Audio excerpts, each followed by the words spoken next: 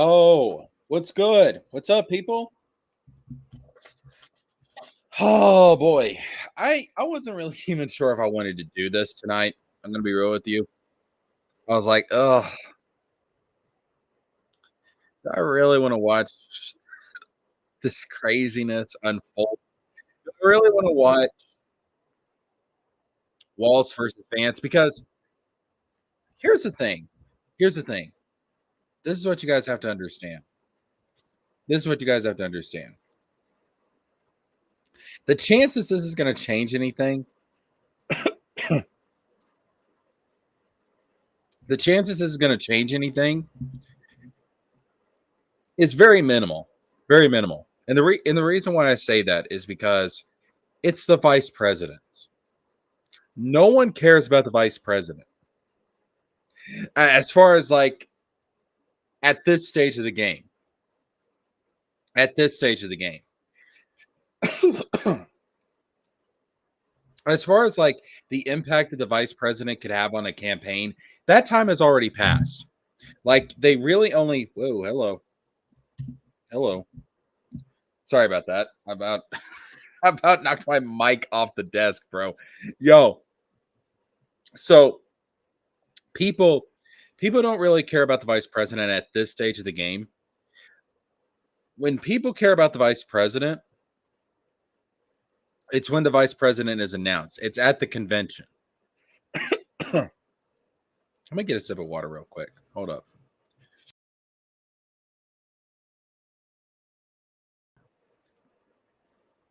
All right, yeah, my bad. Oh, and now I've got the hiccups. Yo, now I've got the hiccups. Yo. All right. So when people really care about the vice presidents, it's when they're first announced. Okay.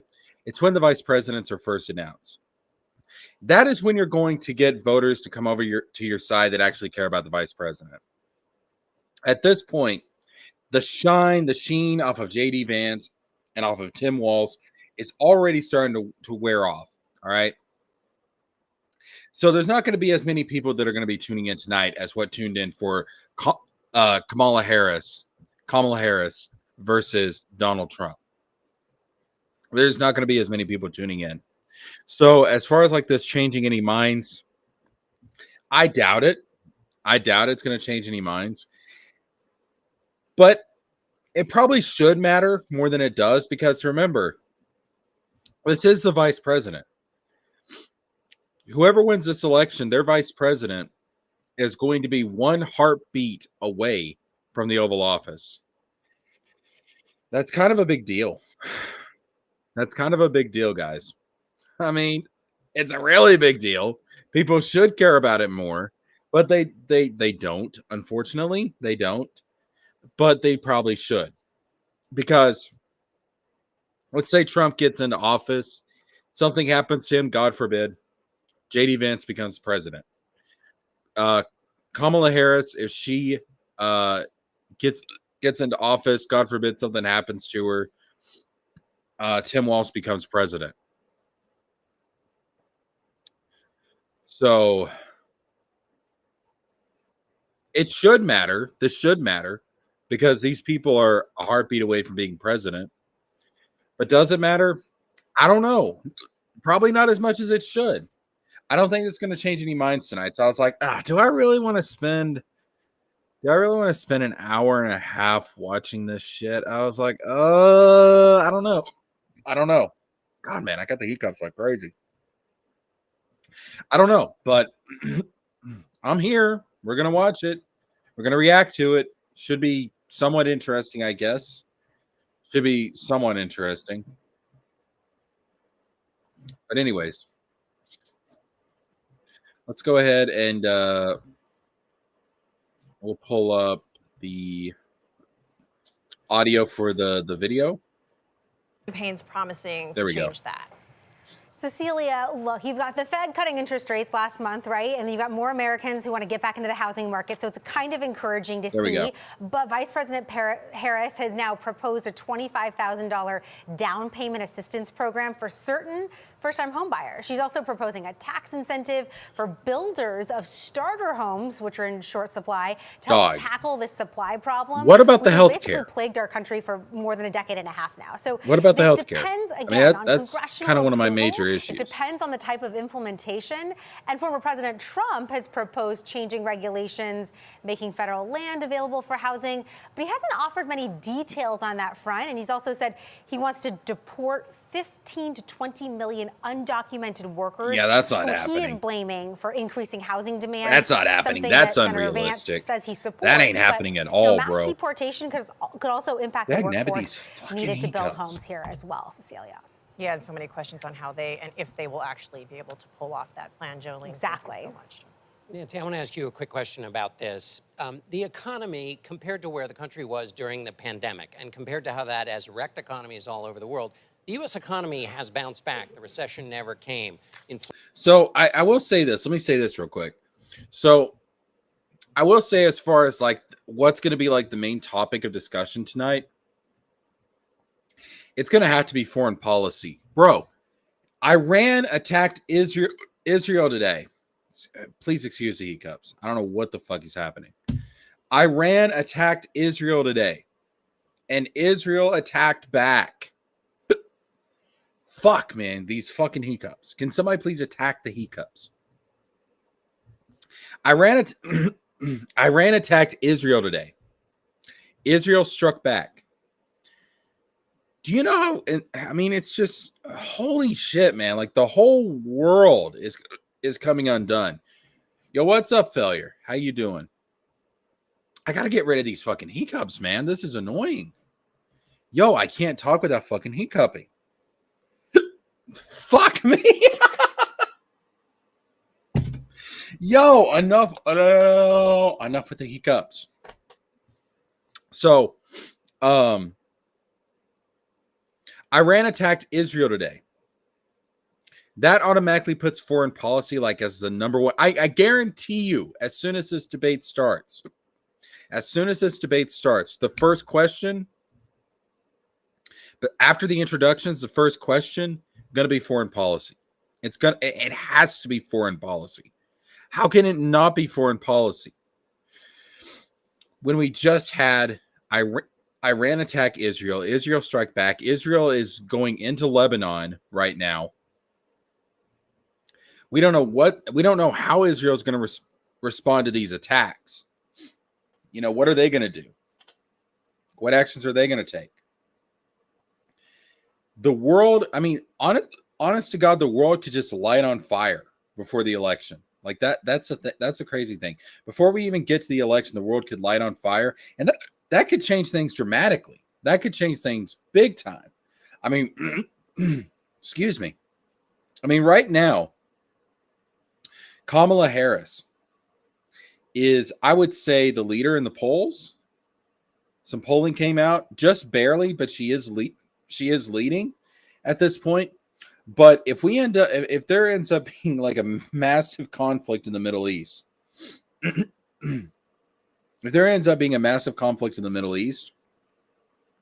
then that could change everything, man. I mean, it could ignite a world war, like no joke. It could change everything, and that could change how the election goes. That could change if we even have an election. If things get too crazy, I don't know, man. I don't know. It's wild. So I think foreign policy is going to be the number one issue tonight. Yeah, they'll talk about the economy. They'll talk about healthcare. They'll talk about all that stuff. But I think, honestly, I expect a good portion of this debate after the news of today to really focus on foreign policy. And what I'm going to focus on for a second is trying to get rid of these fucking hiccups. God bless it. This is annoying. As soon as I turned on the mic, the hiccups started. What the hell? Yo, man, this is nuts. This is nuts. Ugh. The fucking hiccups, dog. Yo, get to this debate. Get to this debate so I can mute myself for a second and I can focus on getting rid of these hiccups. God bless it. Come on. All right, let's see what the pundits have to say before we actually get into the debate. On CBS News, our Ed O'Keefe is ensconced with all of our colleagues in the press corps over there in the room down the aisle from the actual debate location. Ed, we've seen major news the day of a debate before, and we're sure getting it today. Yeah, John, you remember back in 2016 when you hosted the Republican presidential primary debate? And that morning, Antonin Scalia died, and suddenly you had to rip up all the questions and focus on the future of the Supreme Court, which probably hadn't been a top-of-mind concern. Well, look at what's happened in the last few days. It's only October 1, but in essence, we've had some surprises. The intensification of the situation in the Middle East, major storms ravaging the Southeast that are now going to cause some debate over spending and climate change. All of them a reminder that as president, whoever is president, faces all sorts of unexpected challenges that suddenly can prop up. And, it'll be interesting to see tonight exactly how that factors in to the debate. Cecilia? All right, Ed, you don't get to go anywhere. We're going to be checking back in with you when it is all over, and we are now just officially minutes away from the start of this debate. I want to get your final thoughts. Major, I want to start with you because we've been saying so much is on the line tonight. How much of tonight is about the audience of one for J.D. Vance? A considerable amount. President Trump has expectations for J.D. Vance. J.D. Vance knows, as Robert Costa so thoroughly laid out, at age 40, his entire political career is ahead of him. If this ticket does not prevail, the Republican Party will find itself in an uncomfortable and unwelcome and unwanted post-Trump era. What role does J.D. Vance play in that? A considerable amount of that decision will be drawn from what he does tonight. He knows that. Listen, if J.D. Vance contrast, really Governor screws Walz up is tonight and 61-year-old Trump than loses the Kamala election, Harris. J.D. He does not have any Vance's obvious political designs on the career is presidency over. If Kamala Harris wins I mean, and serves not out 2 over, terms. like he can still He's be there senator, but to like as far enhance as him the ticket as advancing it exists politically, and him ever running amplify for things president on the himself, positive side that's where done. and when he can. That didn't Very happen with different Palin. It calculations, won't very happen different with risk him. factors for the two. And Bob, even if you're Bob Dole, who had a bad night in 1976, he was the nominee 20 years later for the Republican Party. So you can even rescue yourself from a bad night. What are your final thoughts on tonight? Everybody in the press, when we're in the press galleries, on the campaign planes, they talk about these vice presidential debates as low impact, but they really are high stakes. Everybody watching tonight knows one of these two men could become president of the United States. The country is going to take a temperature on character, on policy. Who are these people who might lead the country? And one of them might be leading the country should a crisis happen, a heartbeat away from the presidency. We live in a time of assassination attempts on the Republican nominee, of political violence, and of aging politicians. So it's no question that one day one of these people could be president. We hope all people live healthy lives and serve full terms, but you never know in American history. That's what the history always tells us. Nancy, the other big event is these incredible floods in North Carolina, which also is a platform for presidents. It is, because the handling of natural disasters is often a proxy for voters of competence. They look at how you handle something like that and they say this person is capable of handling big, important things. And that's why President Biden tomorrow is heading they're to out North there Carolina already? and South Carolina and Florida and Georgia the next day. And here we see the vice presidential candidates there. Tim Walz standing a lone man behind his lectern. Ed, give us your last thoughts as we watch here. Yo, did J.D. as, Vance J.D. just Vance leave? is off Did in he the just wings give now. up? No, Oh, there he is. Never mind. It's There he performance, is. performance. That seems obvious, but no faux pause. And they're looking for a viral moment. That's what they'll be looking for tonight. No handshake. No handshake, and there you have Governor Walz appears to be taking some notes. J.D. Vance doing the same as our colleagues. And they were shaking hands before the cameras came. That's right. Well, we have the vice presidential debate coming up in a moment. It will be moderated by our own Nora O'Donnell and Margaret Brennan. Ohio Senator J.D. Vance and Minnesota Governor Tim Walz take the stage. Well, they've taken the stage, so stick with us here and join us also on our streaming channel, CBS News 24/7, for exclusive content you won't see anywhere else. Thank you for joining us. All right, the couch fucker versus the football coach. Let's go.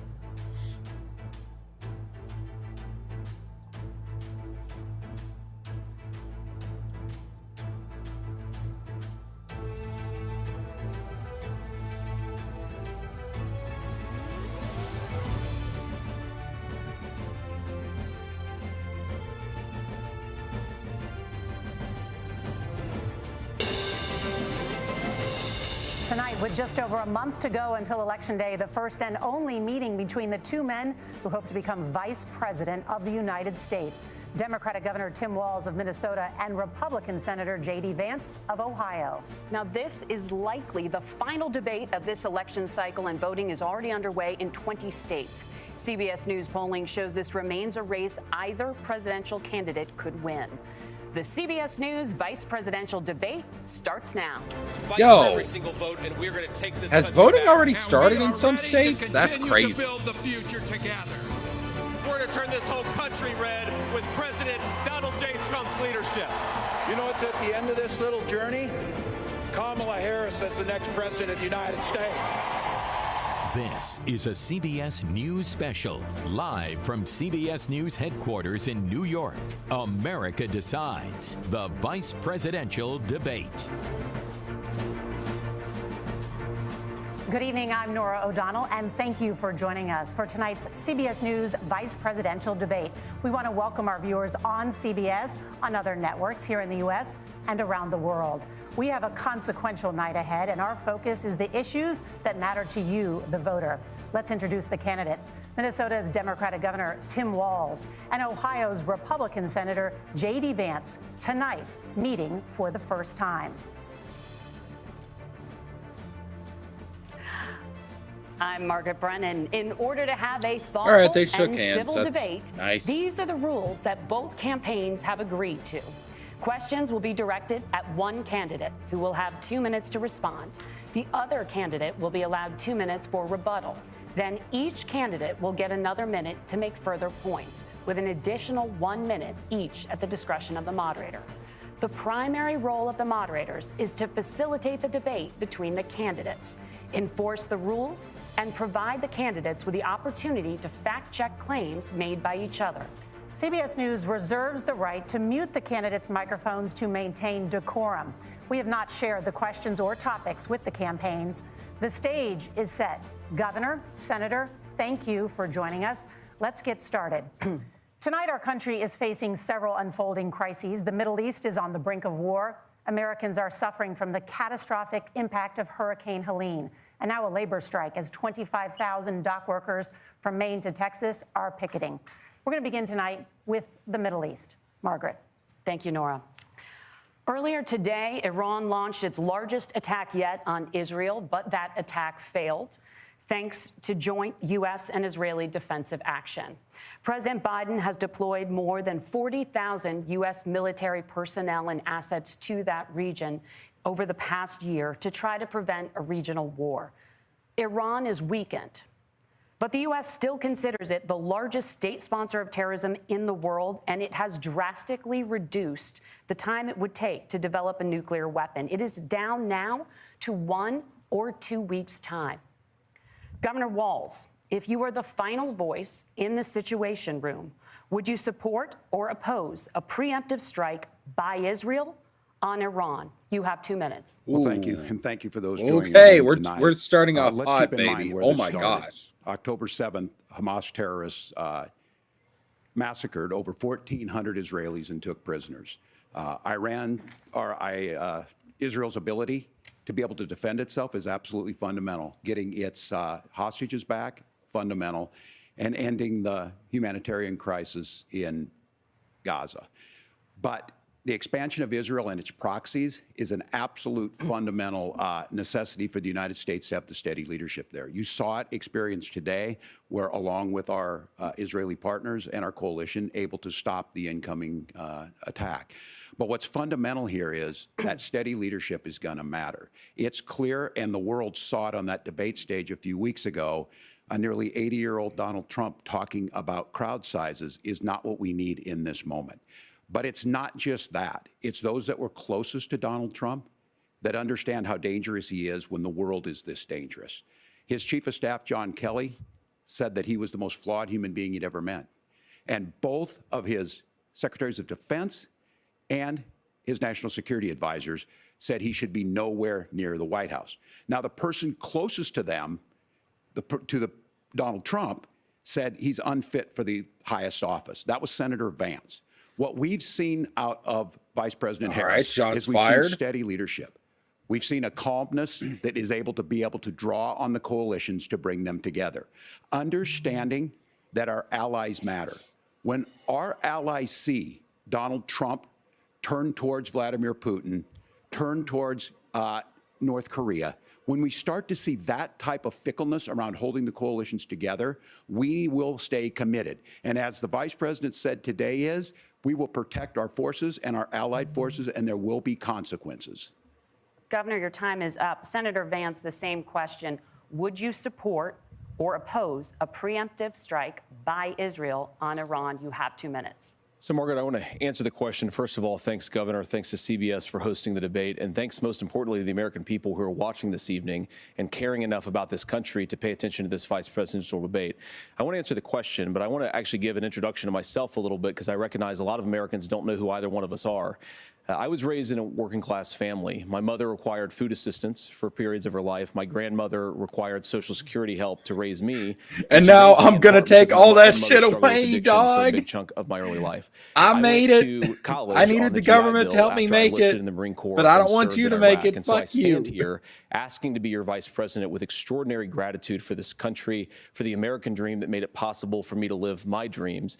And most importantly, I know that a lot of you are worried about the chaos in the world and the feeling that the American dream is unattainable.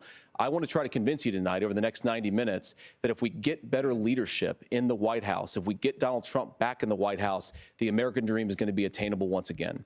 Now, to answer this particular question, we have to remember that as much as Governor Walz just accused Donald Trump of being an agent of chaos, Donald Trump actually delivered stability in the world, and he did it by establishing effective deterrence.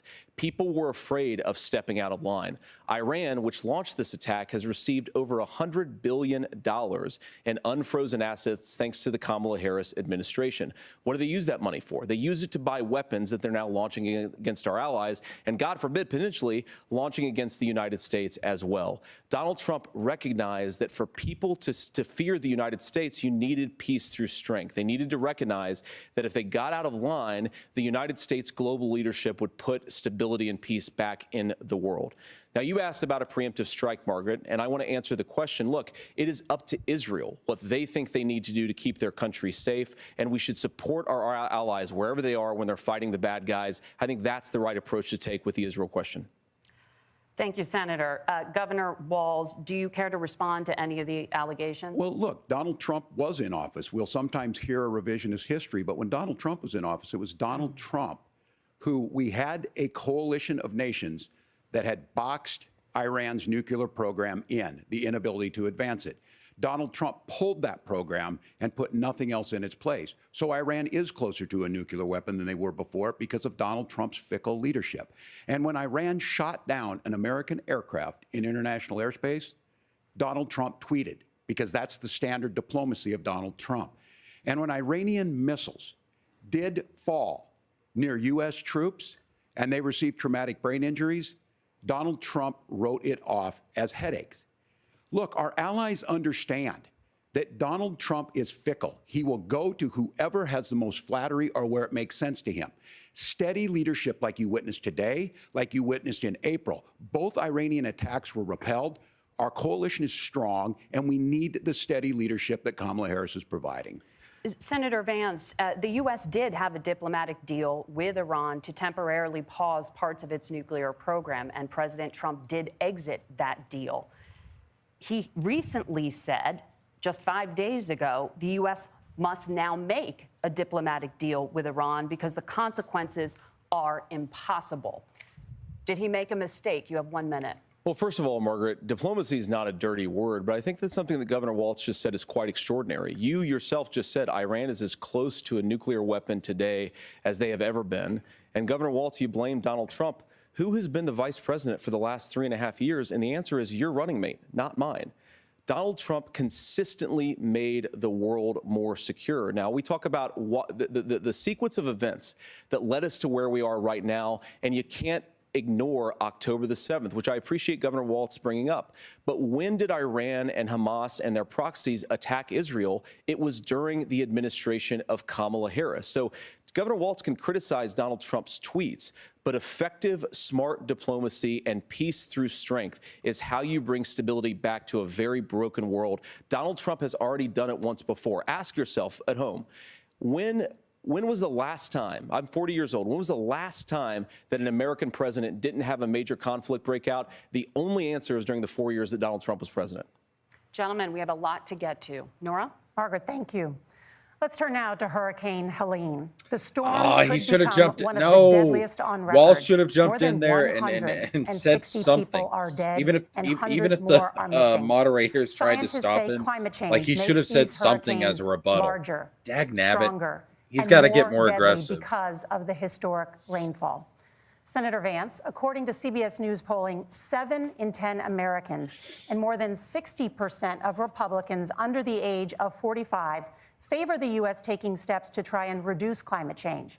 Senator, what responsibility would the Trump administration have to try and reduce the impact of climate change? I'll give you 2 minutes. Sure. So first of all, let's start with the hurricane, because it's an unbelievable, unspeakable human tragedy. I just saw today actually a photograph of 2 grandparents on a roof with a 6-year-old child, and it was the last photograph ever taken of them because the roof collapsed and those innocent people lost their lives. And I'm sure Governor Walz joins me in saying our hearts go out to those innocent people, our prayers go out to them, and we want as robust and aggressive as a federal response as we can get to save as many lives as possible, and then of course afterwards to help the people in those communities rebuild. I mean, these are communities that I love. Some of them I know very personally in Appalachia, all across the Southeast. They need their government to do their job, and I commit that when Donald Trump is president again, the government will put the citizens of this country first when they suffer from a disaster.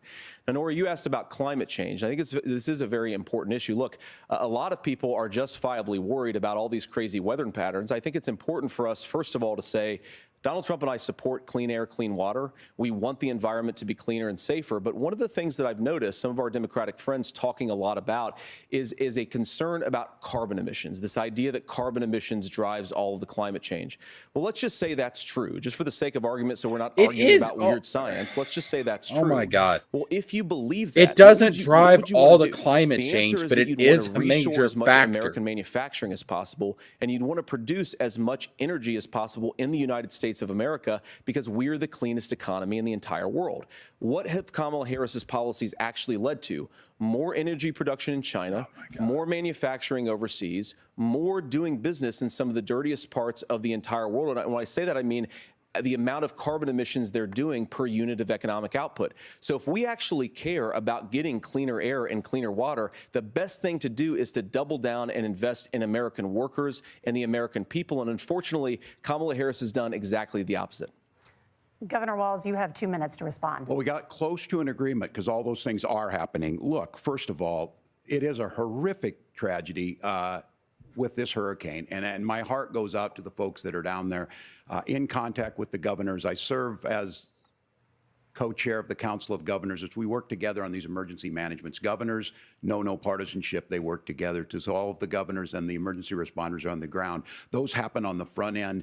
The federal government comes in, makes sure they're there to that we recover, but we're still in that phase where we need to make sure that they're staying there, staying focused. Now, look, coming back to the climate change issue, there's no doubt this thing roared onto the scene faster and stronger than anything we've seen. Senator Vance has said that there's a climate problem in the past. Donald Trump called it a hoax and then joked that these things would make more beachfront property to be able to invest in. He did what say we've that. seen out of the Harris administration now, the Biden-Harris administration, is we've seen this investment. We've seen massive investments, the biggest in global history that we've seen in the Inflation Reduction Act, has created jobs all across the country. 2,000 in Jeffersonville, Ohio, taking the EV technology that we invented and making it here. 200,000 jobs across the country. The largest solar manufacturing plant in North America sits in Minnesota. But my farmers know climate change is real. They've seen 500-year droughts, 500-year floods back to back. But what they're doing is adapting, and this has allowed them to tell me, look, I harvest corn, I harvest soybean, and I harvest wind. We are producing more natural gas and more oil at any time than we ever have. We're also producing more clean energy.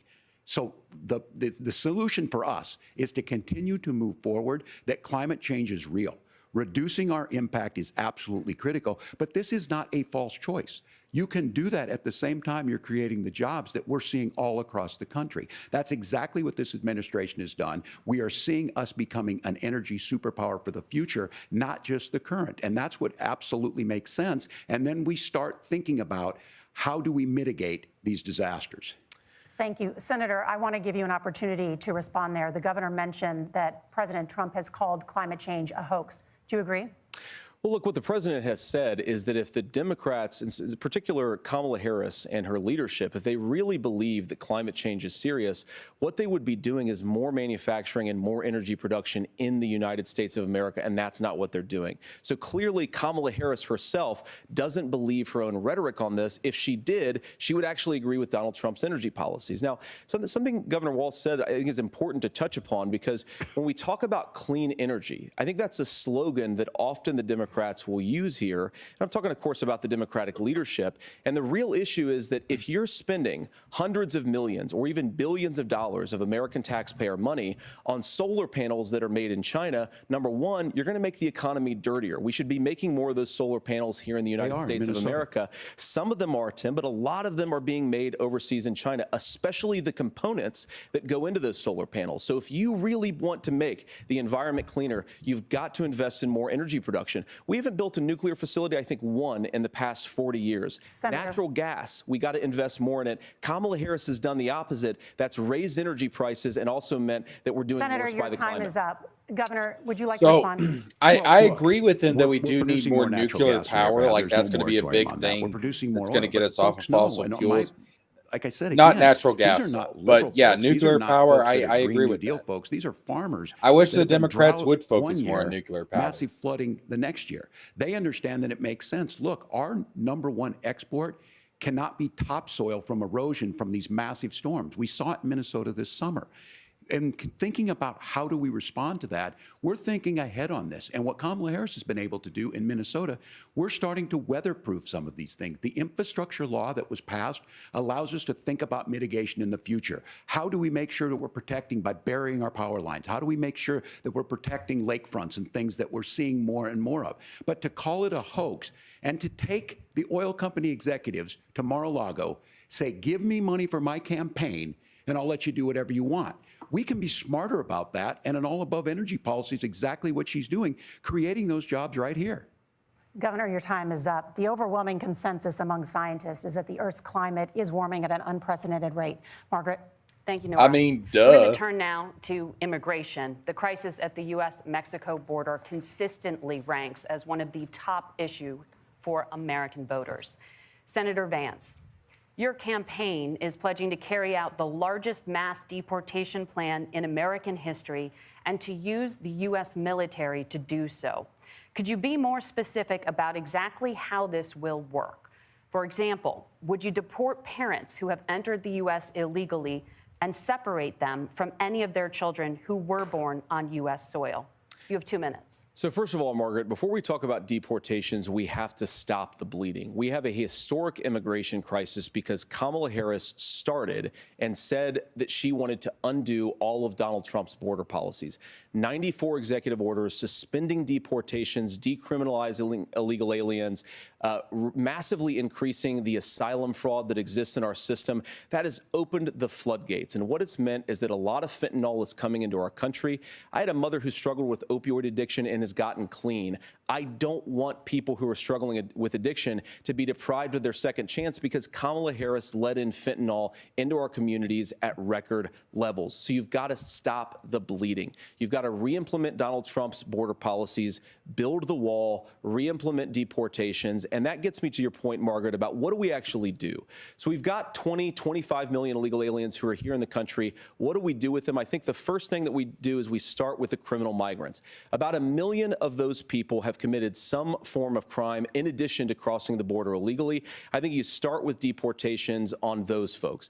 And then I think you make it harder for illegal aliens to undercut the wages of American workers. A lot of people will go home if they can't work how for much less than money minimum and wage in our own resources you'd country. have to put, And by the way, that'll be really really good for our workers who just used in wanna order to earn do a this. fair wage for doing a It's good day's work. absolutely And the final unrealistic. point, Margaret, is you ask about family separation. Right now in this country, Margaret, we have 320,000 children that the Department of Homeland Security has effectively lost. Some of them have been sex trafficked. Some of them hopefully are at homes with their families. Some of them have been used as drug trafficking mules. The real family separation policy in this country is unfortunately Kamala Harris's wide open southern border.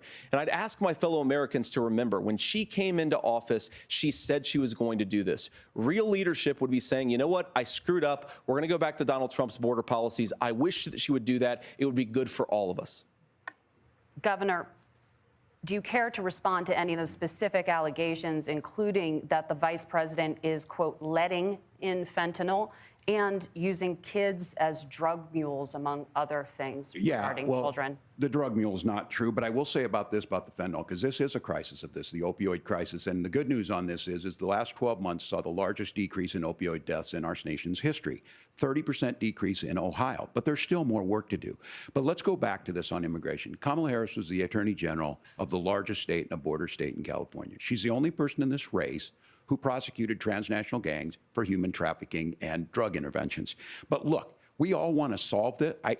Most of us want to solve this, and that is the United States Congress. That's the Border Patrol agents. That's the Chamber of Commerce. That's most Americans out here. That's why we had the fairest and the toughest bill on immigration that this nation's seen.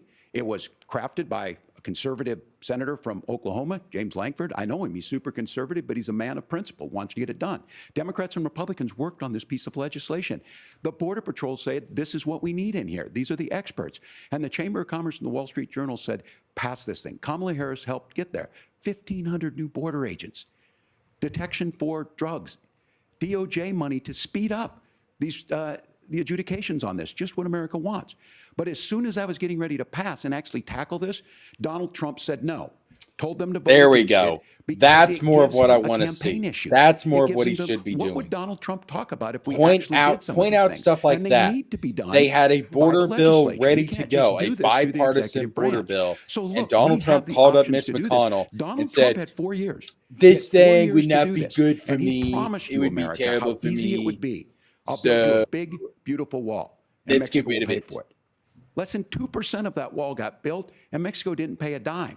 But here we are again, 9 years after he came down that escalator, dehumanizing people and telling them what he was going to do. As far as the deportation plan, at one point, Senator Vance said it was so unworkable to be laughable. So that's where we're at. Pass the bill, she'll sign it. Governor, your time is up. Senator, the I mean, question look, was, will you separate he parents has made from their so many children, promises on the even border. if their He's kids done are nothing US about citizens? it. You have 1 minute. Nothing about Margaret, it. my point is He that made, we already that have was one of the massive child issues he got separations elected thanks on to Kamala in Harris's open border. 2016. I didn't accuse Kamala I'm Harris gonna build a big, of beautiful inviting wall. drug mules. I said that she enabled the Mexican drug cartels Never to happened. operate freely in Never this happened. country, and we know that they use children as drug mules, and it is a disgrace, and it has to stop. Look, I think what Tim said just doesn't pass the smell test. For 3 years, Kamala Harris went out bragging that she was going to undo Donald Trump's border policy. She did exactly that. We had a record number of illegal crossings. We had a record number of fentanyl coming into our country. And now that she's running for president, or a few months before, she says that somehow she got religion and cared a lot about a piece of legislation. The only thing that she did when she became the vice president, when she became the appointed border czar, was to undo 94 Donald Trump executive actions that opened the border. This problem is leading to massive problems in the United States of America. Parents who can't afford health care, schools that are overwhelmed. It's got to stop, and it will when Donald Trump is president again. Senator, your time is up. Governor, what about our CBS News polling, which does show that a majority of Americans, more than 50%, support mass deportations? Look, we fix this issue with a bill that is necessary, but the issue You on this can't is have what mass happens when you don't wanna solve deportations it. because You demonize it's it. not And we practical. saw this. It's And unrealistic. Senator Vance, and it surprises There's me no on way this, that you could do it. talking about and saying, I will create stories to bring attention to this.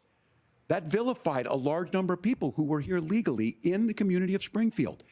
The Republican governor said, it's not true, don't do it. There's consequences for this. There's consequences. We could come together. Senator Langford did it. We could come together and solve this if we didn't let Donald Trump continue to make it an issue. And the consequences in Springfield were the governor had to send state law enforcement to escort kindergartners to school. I believe Senator Vance wants to solve this, but by standing with Donald Trump and not working together to find a solution, it becomes a talking point. And when it becomes a talking point like this, we dehumanize and villainize other human beings. Tim, Governor, your time is up. Senator, I'll give you 1 minute, but let me just ask you the question first. The governor has made the point, and I think as a sitting lawmaker, you know that Congress controls the purse strings and any funding.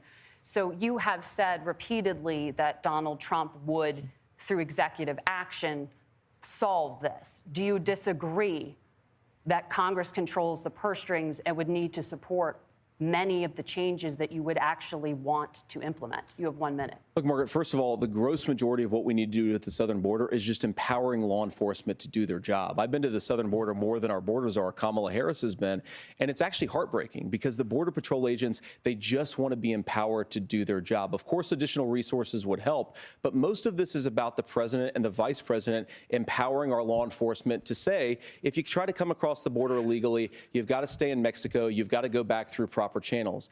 Now, Governor Walz brought up the community of Springfield, and he's very worried about the things that I've said in Springfield. Look, in Springfield, Ohio, and in communities all across this country, you've got schools that are overwhelmed. You've got hospitals that are overwhelmed. You have got housing that is totally unaffordable because we brought in millions of illegal immigrants to compete with Americans for scarce homes. The people that I'm most worried about in Springfield, Ohio, are the American citizens who have had their lives destroyed by Kamala Harris's open border. It is a disgrace, Tim. And I actually think, I agree with you. I think you want to solve this problem, but I don't think that Kamala Harris does. Senator, your time is up. Governor, you have 1 minute to respond. Yeah, well, it is law enforcement that asked for the bill.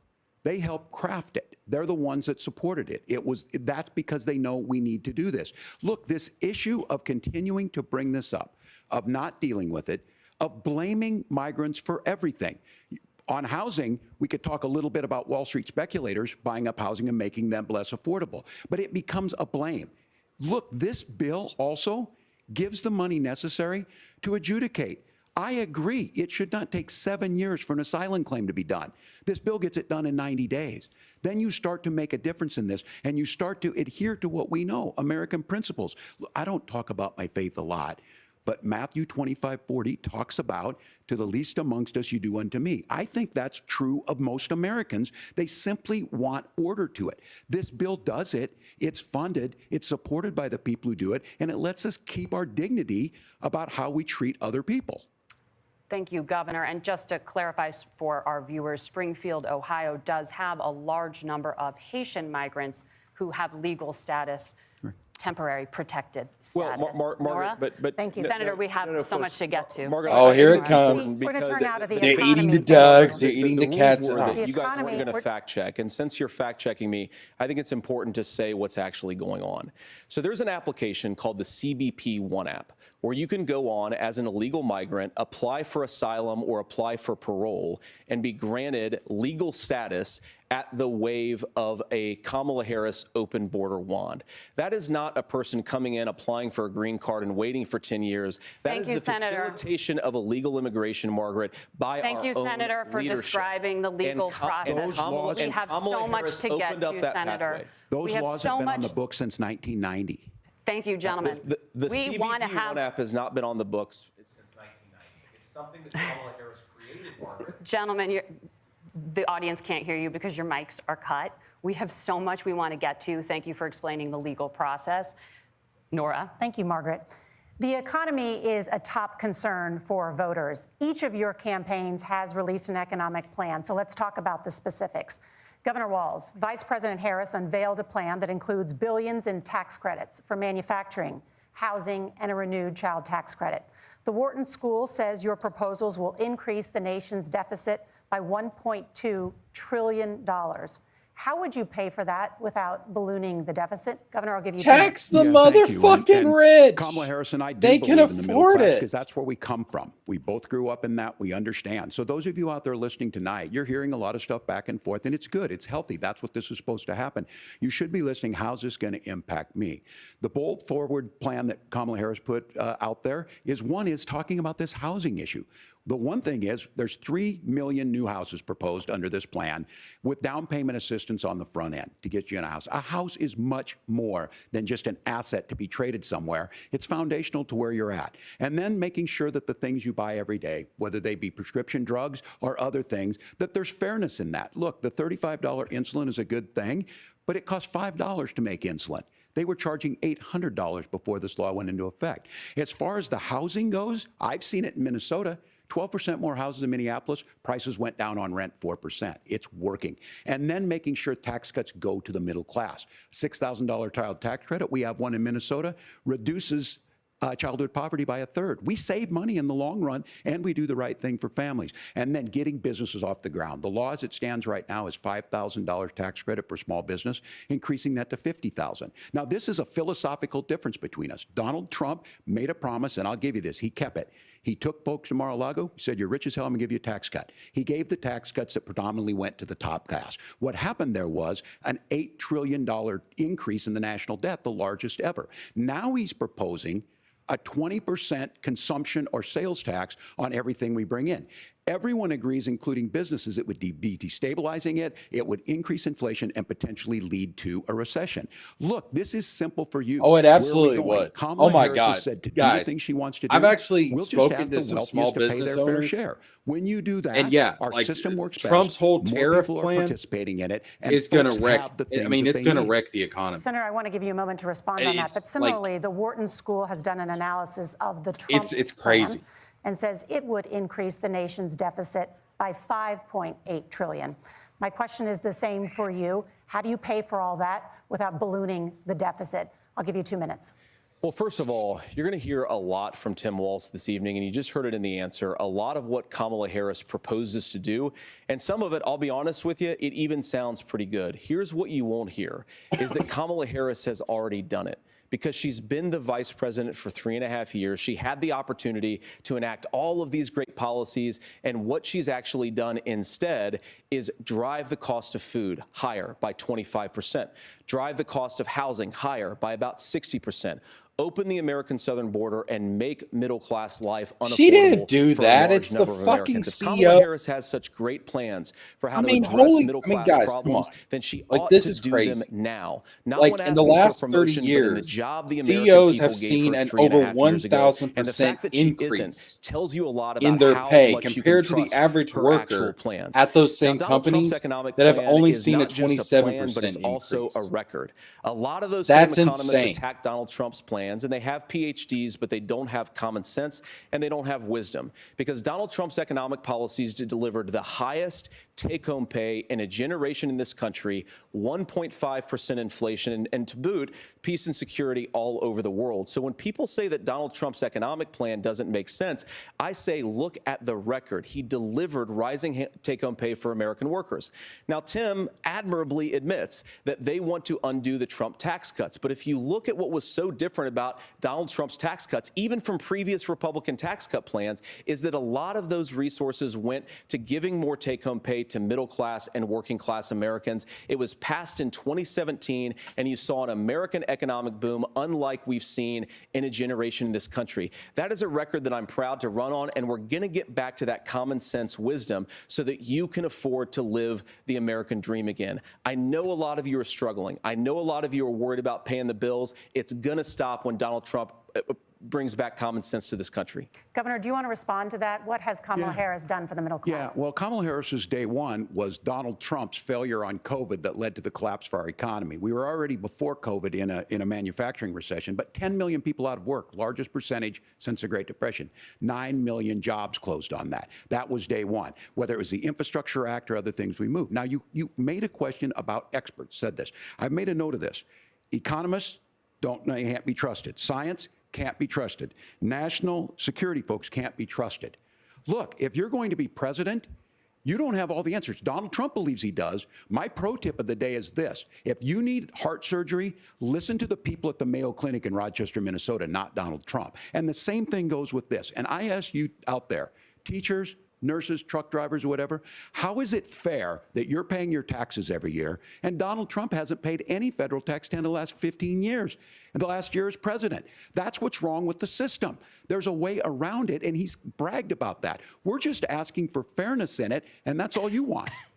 You have a minute. Governor, you say trust the experts. But those same experts for 40 years said that if we shipped our manufacturing base off to China, we'd get cheaper goods. They lied about that. They said if we shipped our industrial base off to other countries, to Mexico and elsewhere, it would make the middle class stronger. They were wrong about that. They were wrong about the idea that if we made America less self-reliant, less productive in our own nation, that it would somehow make us better off, and they were wrong about it. And for the first time in a generation, Donald Trump had the wisdom and the courage to say to that bipartisan consensus, we're not doing it anymore. We're bringing American manufacturing back. We're unleashing American energy. We're going to make more of our own stuff. And this isn't just an economic issue.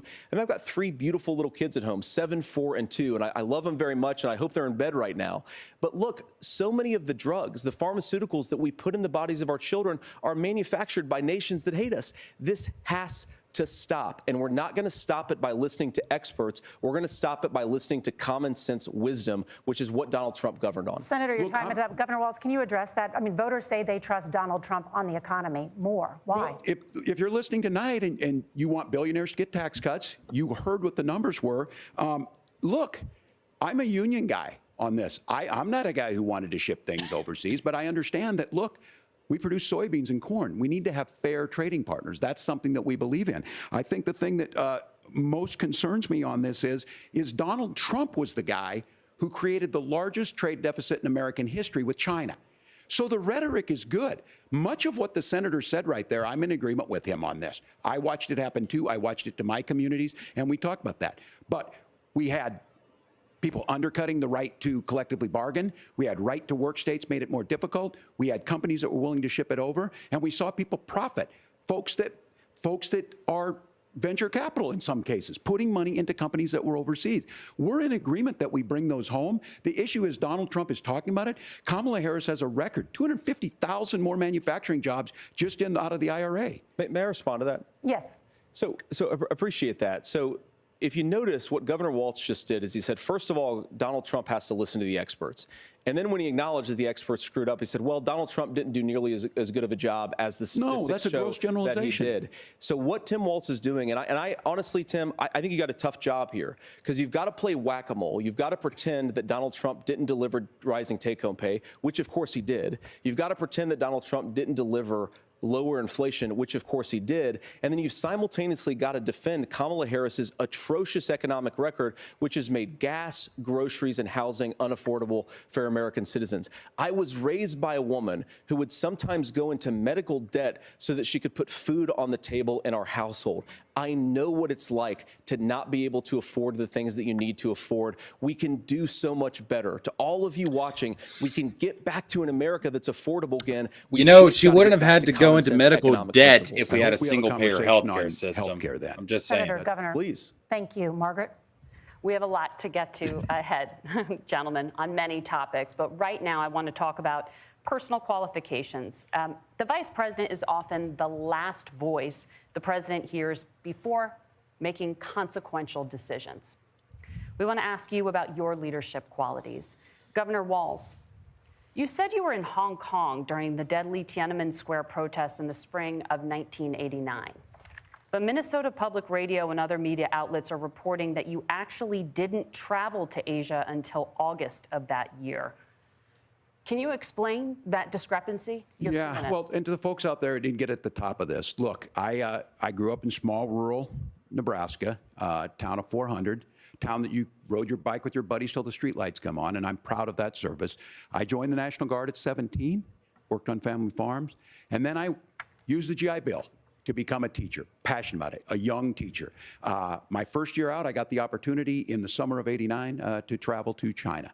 35 years ago, be able to do that. I came back home and then started a program to take young people there. We would take basketball teams, we would take baseball teams, we would take dancers, and we would go back and forth to China. The issue for that was to try and learn. Now, look, my community knows who I am. They saw where I was at. Look, I will be the first to tell you, I have poured my heart into my community. I've tried to do the best I can, but I've not been perfect. And I'm a knucklehead at times, but it's always been about that. Those same people elected me to Congress for 12 years. And in Congress, I was one of the most bipartisan people, working on things like farm bills that we got done, working on veterans benefits. And then the people of Minnesota were able to elect me to governor twice.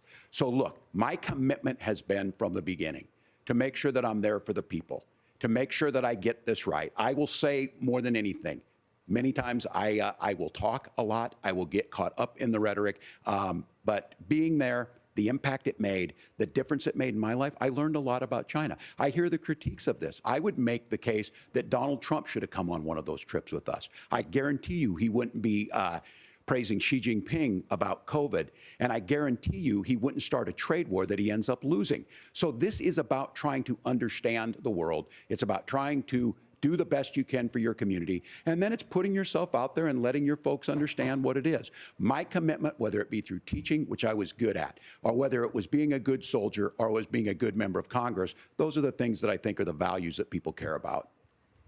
Governor, just to follow up on that, the question was, can you explain the discrepancy? All I said on this was I got there that summer and misspoke on this, so I will just, that's what I've said.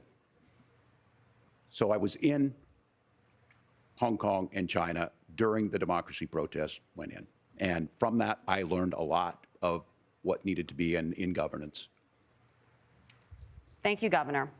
Senator Vance, in 2016, you called your running mate, Donald Trump, unfit for the nation's highest office, and you said he could be America's Hitler. I know you've been asked many times, and you've said you regret those comments and explained you then voted for Donald Trump in 2020. But the Washington Post reported new messages last week in which you also disparaged Trump's economic record while he was president, writing to someone in 2020, quote, Trump thoroughly failed to deliver his economic populism. You're now his running mate, and you've shifted many of your policy stances to align with his. If you become vice president, why should Americans trust that you will give Donald Trump the advice he needs to hear and not just the advice he wants to hear? You have 2 minutes. Well, first of all, Margaret, because I've always been open. And sometimes, of course, I've disagreed with the president, but I've also been extremely open about the fact that I was wrong about Donald Trump. I was wrong, first of all, because I believed some of the media stories that turned out to be dishonest fabrications of his record. But most importantly, Donald Trump delivered for the American people. Rising wages, rising take-home pay, an economy that worked for normal Americans, a secure southern border, a lot of things, frankly, that I didn't think he'd be able to deliver on. And yeah, when you screw up, when you misspeak, when you get something wrong and you change your mind, you ought to be honest with the American people about it. It's one of the reasons, Margaret, why I've done so many interviews is because I think it's important to actually explain to the American people where I come down on the issues and what changed. Now, you pointed out to messages from 2020. Margaret, I've been extremely consistent that I think there were a lot of things that we could have done better in the Trump administration the first round if Congress was doing its job. I strongly believe, and I've been a United States Senator, that Congress is not just a high-class debating society. It's not just a forum for senators and congressmen to whine about problems. It's a forum to govern. So there were a lot of things on the border, on tariffs, for example, where I think that we could have done so much more if the Republican Congress and the Democrats in Congress had been a little bit better about how they govern the country. They were so obsessed with impeaching Donald Trump, they couldn't actually govern. And I want to talk about this tariff issue in particular, Margaret, because Tim just accused this of being a national sales tax. Look, the one thing, and you're probably surprised to hear me praising Joe Biden, but the one thing that Joe Biden did is he continued some of the Trump tariffs that protected American manufacturing jobs. And it's the one issue, the most pro-worker part of the Biden administration, it's the one issue where Kamala Harris has run away from Joe Biden's record.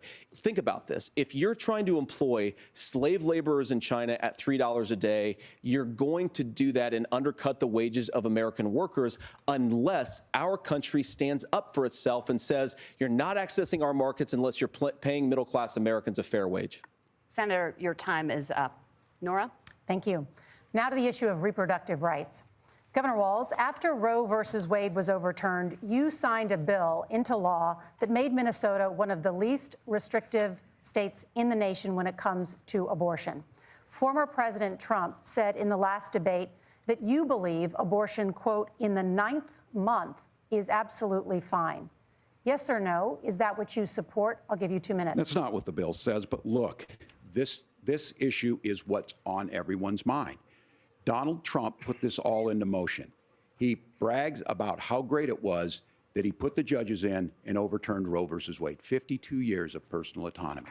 And then he tells us, oh, we send it to the states. It's a beautiful thing. Amanda Zaworski would disagree with you on it's a beautiful thing.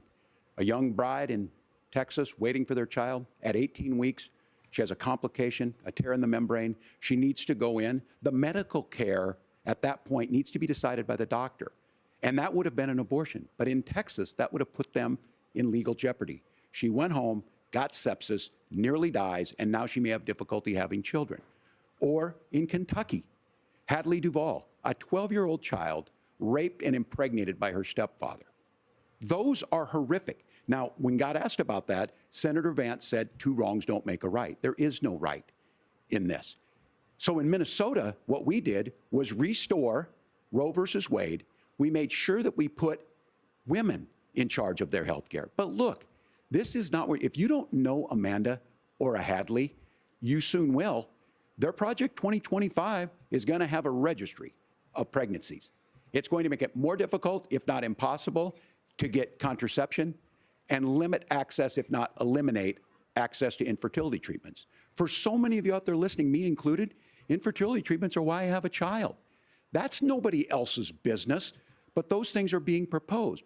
And the catch-all on this is, well, the states will decide what's right for Texas might not be right for Washington.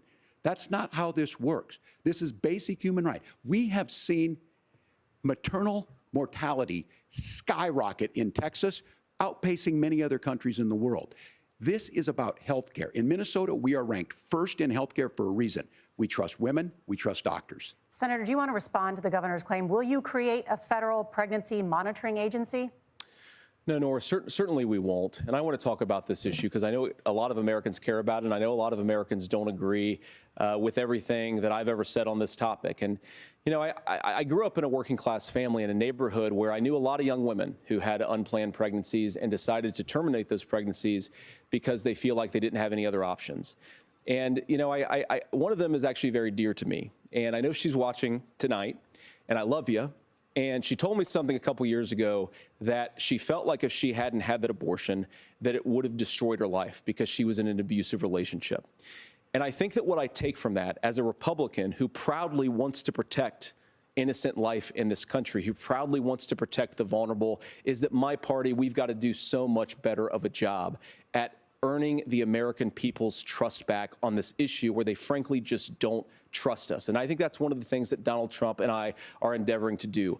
I want us as a Republican Party to be pro-family in the fullest sense of the word. I want us to support fertility treatments. I want us to make it easier for moms to afford to have babies. I want it to make it easier well, for then young the families Republican to Party afford a needs home to so they can afford a support place single-payer to raise that health family. care. And I think there's so much They that need we to can support do on the paid public policy front just to give women more paid options. leave, paid family leave. Now, of course, Donald Trump has been They very need to make clear it that on the easier for abortion people to policy actually specifically, have that we families. have a big Make it country cheaper. and it's diverse. And California That has a comes from different government viewpoint on this programs. I than mean, I'm Georgia. sorry, but it Georgia has does. a different The viewpoint corporations from are going to do Arizona, it. Fuck and the the proper corporations. way to handle this, as messy as democracy sometimes is to let voters make these decisions, let the individual states make their abortion policy. And I think that's what makes the most sense in a very big, a very diverse, and let's be honest, sometimes a very, very messy and divided country. Governor, would you like to respond and also answer the question about restrictions? Yeah, well, the question got asked, and Donald Trump made the accusation that wasn't true about Minnesota. Well, let me tell you about this idea that there's diverse states. There's a young woman named Amber Thurman. She happened to be in Georgia, a restrictive state. Because of that, she had to travel a long distance to North Carolina to try and get her care. Amber Thurman died in that journey back and forth. The fact of the matter is, how can we as a nation say that your life and your rights as basic as the right to control your own body is determined on geography. There's a very real chance, had Amber Thurman lived in Minnesota, she would be alive today. That's why the restoration of Roe versus Wade. When you listen to Vice President Harris talk about this subject and you hear me talk about it, you hear us talking exactly the same. Donald Trump is trying to figure out how to get the political right of this. I agree with a lot of what Senator Vance said about what's happening. His running mate, though, does not, and that's the problem. Governor, your time is up. Senator, let me ask you about that. He mentioned, was, I think, referring to a national ban. In the past, you have supported a federal ban on abortion after 15 weeks. In fact, you said if someone can't support legislation like that, quote, you are making the United States the most barbaric pro-abortion regime anywhere in the entire world. My question is, why have you changed your position? Well, Nora, first of all, I never supported a national ban. I did when I was running for Senate in 2022 talk about setting some minimum national standard. For example, we have a partial birth abortion ban in place in this country at the federal level. I don't think anybody's trying to get rid of that, or at least I hope not, though I know that Democrats have taken a very radical pro-abortion stance. But Nora, you know, one of the things that changed is in the state of Ohio, we had a referendum in 2023, and the people of Ohio voted overwhelmingly, by the way, against my position. And I think that what I learned from that, Nora, is that we've got to do a better job at winning back people's trust. So many young women would love to have families. So many young women also see an unplanned pregnancy as something that's going to destroy their livelihood, destroy their education, destroy their relationships. And we have got to earn people's trust back. And that's why Donald Trump and I are committed to pursuing pro-family policies, making child care more accessible, making fertility treatments more accessible, because we've got to do a better job at that. And that's what real leadership is. Governor, your response. I'm going to respond on the pro-abortion piece of that. No, we're not. We're pro-women. We're pro-freedom to make your own choice. We know what the implications are to not be that. Women having miscarriages, women not getting the care, physicians feeling like they may be prosecuted for providing that care. And as far as making sure that we're educating our children and giving them options, Minnesota's a state with one of the lowest teen pregnancy rates. We understand that, too. We know that the options need to be available, and we make that true. We also make it, we're a top 3 state for the best place to raise children. But these two things to try and say that we're pro-children, but we don't like this, or you guys are pro-abortion, that's not the case at all. We are pro-freedoms for women to make their choices, and we're going, and Kamala Harris is making the case, to make options for children more affordable, a $6,000 child tax credit, but we're not going to base that on the backs of making someone like Amber Thurman drive 600 miles to try and get health care. Senator. May I respond to that? First of all, Governor, I agree with you. Amber Thurman should still be alive, and there are a lot of people who should still be alive, and I certainly wish that she was. And maybe you're free to disagree with me on this and explain this to me, but as I read the Minnesota law that you signed into law, the statute that you signed into law, it says that a doctor who presides over an abortion where the baby survives, the doctor is under no obligation to provide life-saving care to a baby who survives a botched late-term abortion. That is, I think, whether you're pro-choice or pro-abortion, that is fundamentally barbaric. And that's why I use that word, Nora, is because some of what we've seen, do you want to force Catholic hospitals to perform abortions against their will? Because Kamala Harris has supported suing Catholic nuns to violate their freedom of conscience. We can be a big and diverse country where we respect people's freedom of conscience and make the country more pro-baby and pro-family. But please. Yes, Governor, please respond. Look, this is one where there's always something there. This is a very simple proposition. These are women's decisions to make about their healthcare decisions, and the physicians who know best when they need to do this. Trying to distort the way a law is written to try and make a point, that's not it at all. What was I wrong about, Governor? Please tell me, what was I wrong about? That is not the way the law is written. Look, I've given But how? I've given this advice on a lot of things, that getting involved, getting engaged, that's been misread, and it was fact-checked at the last debate. But the point on this is there's a continuation of these guys to try and tell women or to get involved. I use this line on this, just mind your own business on this. Things worked best when Roe versus Wade was in place. When we do a restoration of Roe, that works best. That doesn't preclude us from increasing funding for children. It doesn't increase us from making sure that once that child's born, like in Minnesota, they get meals, they get early childhood education, they get health care. So the hiding behind we're going to do all these other things when you're not proposing them in your budget. Kamala Harris is proposing them. She's proposing all those things to make life easier for families. I asked a specific question, Governor. You gave me a slogan as a response. It's not the case. It's not true. That's not what the law says. So they fact-checked it with President Trump. Gentlemen, there's a lot to discuss. We have to move on, and we're going to be right back with much more of the CBS News vice presidential debate in just a moment.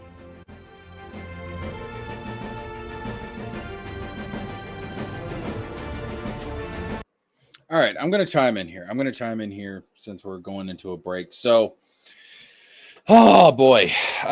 First of all,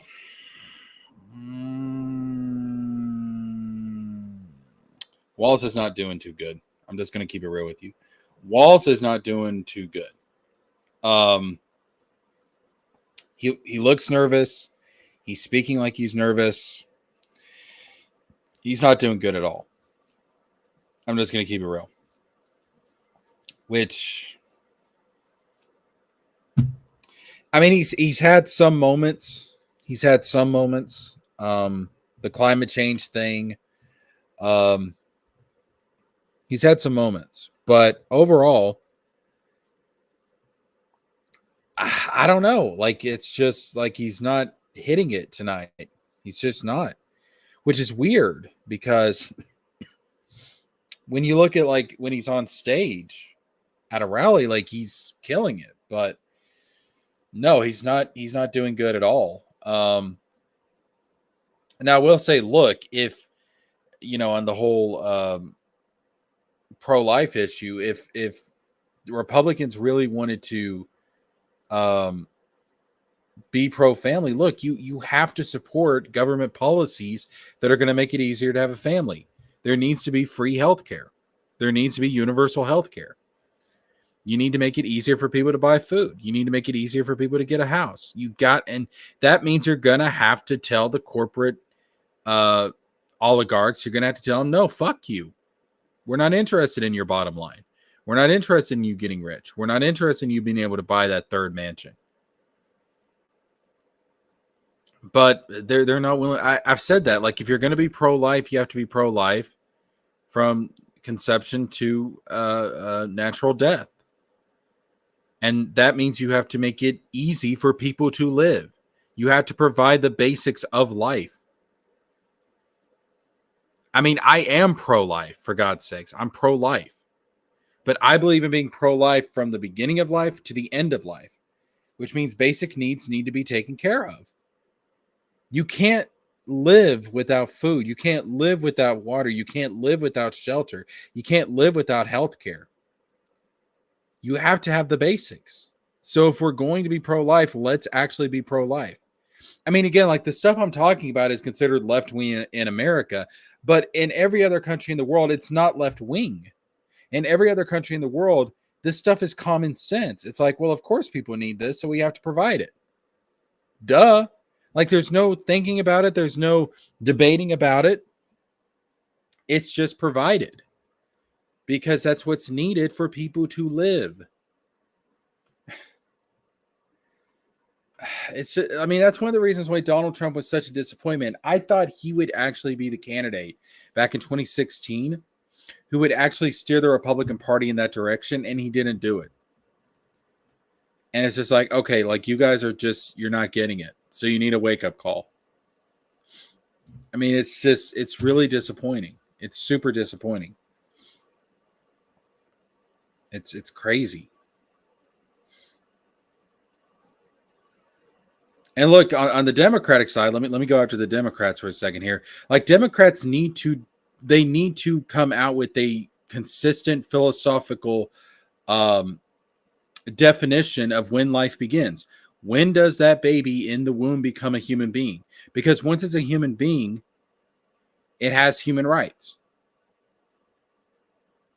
Period. End of story. When does that happen? Be consistent. Don't say, well, in this case it does, in this case. No, that's not an objective standard. You have to create an objective philosophical standard. And they've yet to do that. So both on the life issue, both sides have screwed up massively. So let's get back to the debate. We want to turn now to America's gun violence epidemic. The leading cause of death for children and teens in America is by firearms. Senator Vance, you oppose most gun legislation that Democrats claim would curb gun violence. You oppose red flag gun laws and legislation to ban certain semi-automatic rifles, including AR-15s. So let me ask you, earlier this year, for the first time, the parents of a school shooter were convicted of involuntary manslaughter and sentenced to 10 years in prison. Do you think holding parents responsible could curb mass shootings? I'll give you 2 minutes. Yeah, well, Nora, on that particular case, I don't know the full details, but I certainly trust local law enforcement and local authorities to make those decisions. I think in some cases the answer is going to be yes, and in some cases the answer is going to be no. And the details really matter here, of course. For example, if a kid steals a gun, that's going to be different than if a parent hands over a gun knowing that their kid is potentially dangerous. But look, I want to just sort of speak as a father of 3 beautiful little kids, and our oldest is now in 2nd grade. And like a lot of parents, we send our kids to school with such hope and such joy and such pride at their little faces on the first day of school. And we know, unfortunately, that a lot of kids are going to experience this terrible epidemic of gun violence. And of course, our hearts go out to the families that are affected by this terrible stuff. And we do have to do better. And I think that Governor Walz and I actually probably agree that we need to do better on this. The question is just, how do we actually do it? Now, here's something that really bothers me and worries me about this epidemic of violence. The gross majority, close to 90% in some of the statistics I've seen, of the gun violence in this country is committed with illegally obtained firearms. And while we're on that topic, we know that thanks to Kamala Harris's open border, we've seen a massive influx in the number of illegal guns run by the Mexican drug cartels. So that number, the amount of illegal guns in our country is higher today than it was 3.5 years ago.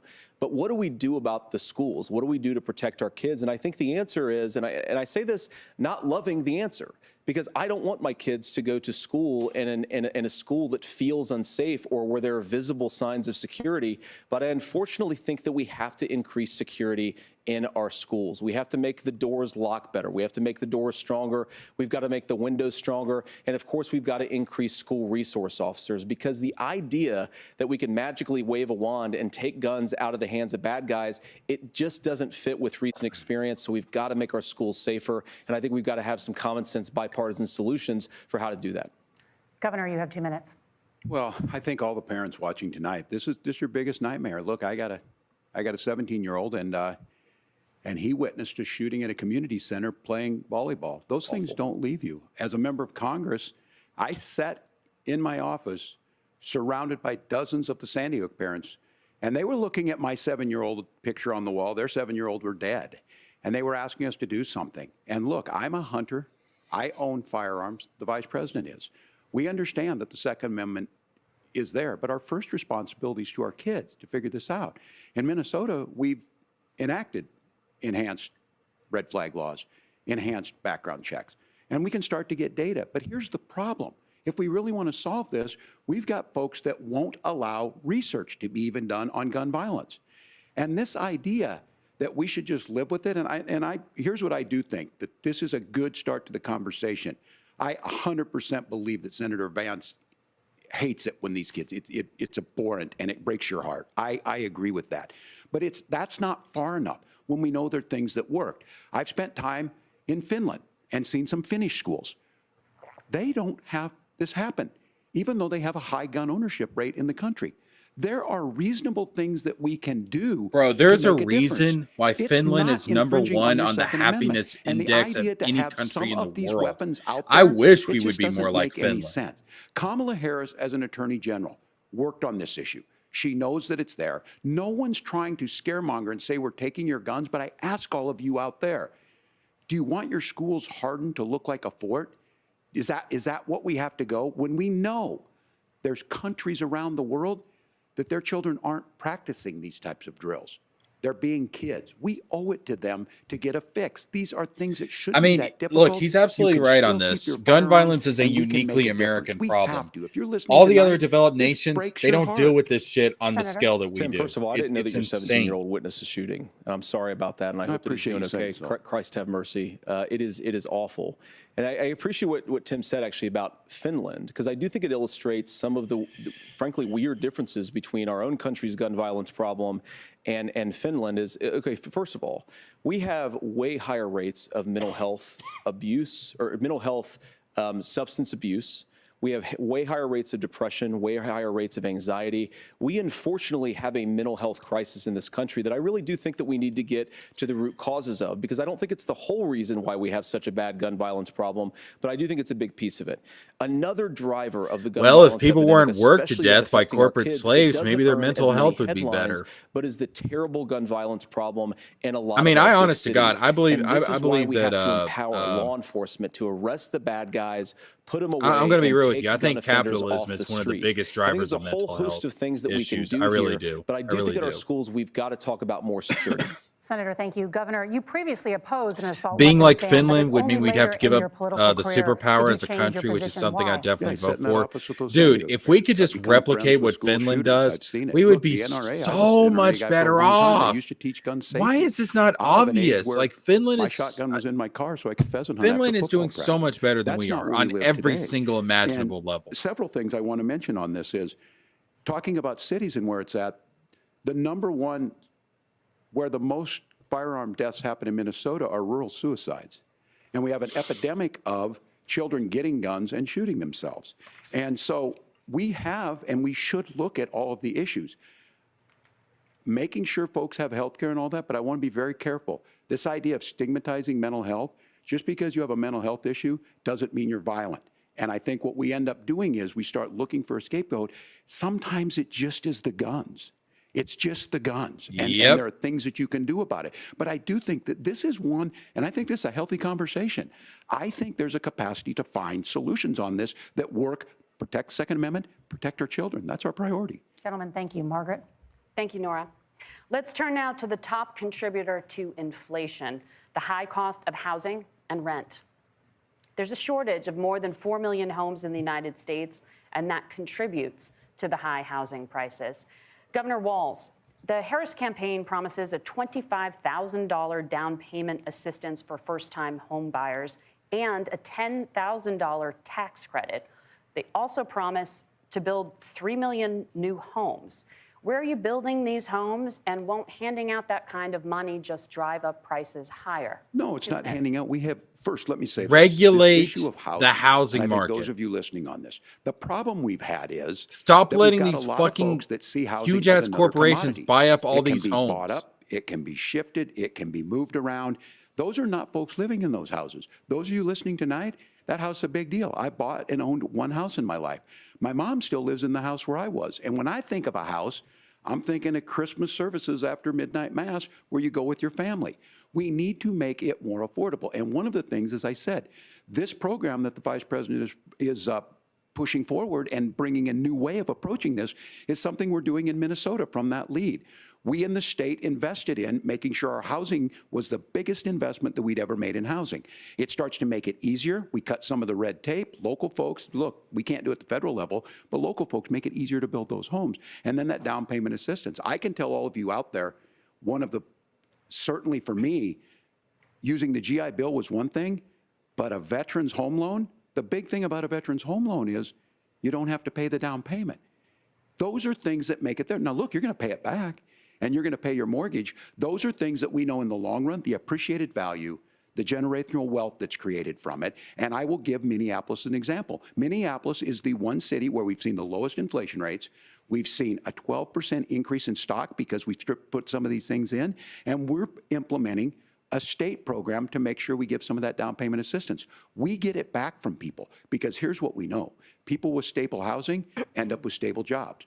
People with stable housing have their kids able to get to school. All of those things in the long run end up saving our money. And that's the thing that I think we should be able to find some common ground in. Look We up can't the blame, solution that Finland immigrants created the for their only reason. homelessness That's not the case crisis. that's happening in many cities. Finland The fact of the has matter reduced is their that we don't have enough homelessness naturally to affordable 0.5% housing because they but we can actually make made it sure a that the government's policy. there to help kickstart They it, actually made it a create that mission create to that, eliminate base. homelessness. Governor, your time It's is down up. to less than Senator 1%. Vance, They're as almost far as there. your And you know how campaign's they did position, it? the They promise built is to homes for seize federal people. lands to build homes, They remove didn't regulation, force people provide to buy tax these breaks, homes. They and just cut let back them on have the immigration, homes, which you say and then they pushes up paid their prices. bills until they got a Where are good, you gonna stable build job. all the new And homes then you're slowly over promising, the and course what of part of time, any of this the plan people will started provide contributing to the immediate bills until they were relief? able to You pay have it 2 for minutes. themselves. Well, first of all, Because you have Tim to just get said them into something that I agree stable with. We don't want to housing blame first. immigrants for higher housing People in prices, this but country we do want have to it blame so Kamala Harris confused. for letting Well, in they have millions to of illegal they have aliens to into get a this job country, first. which No,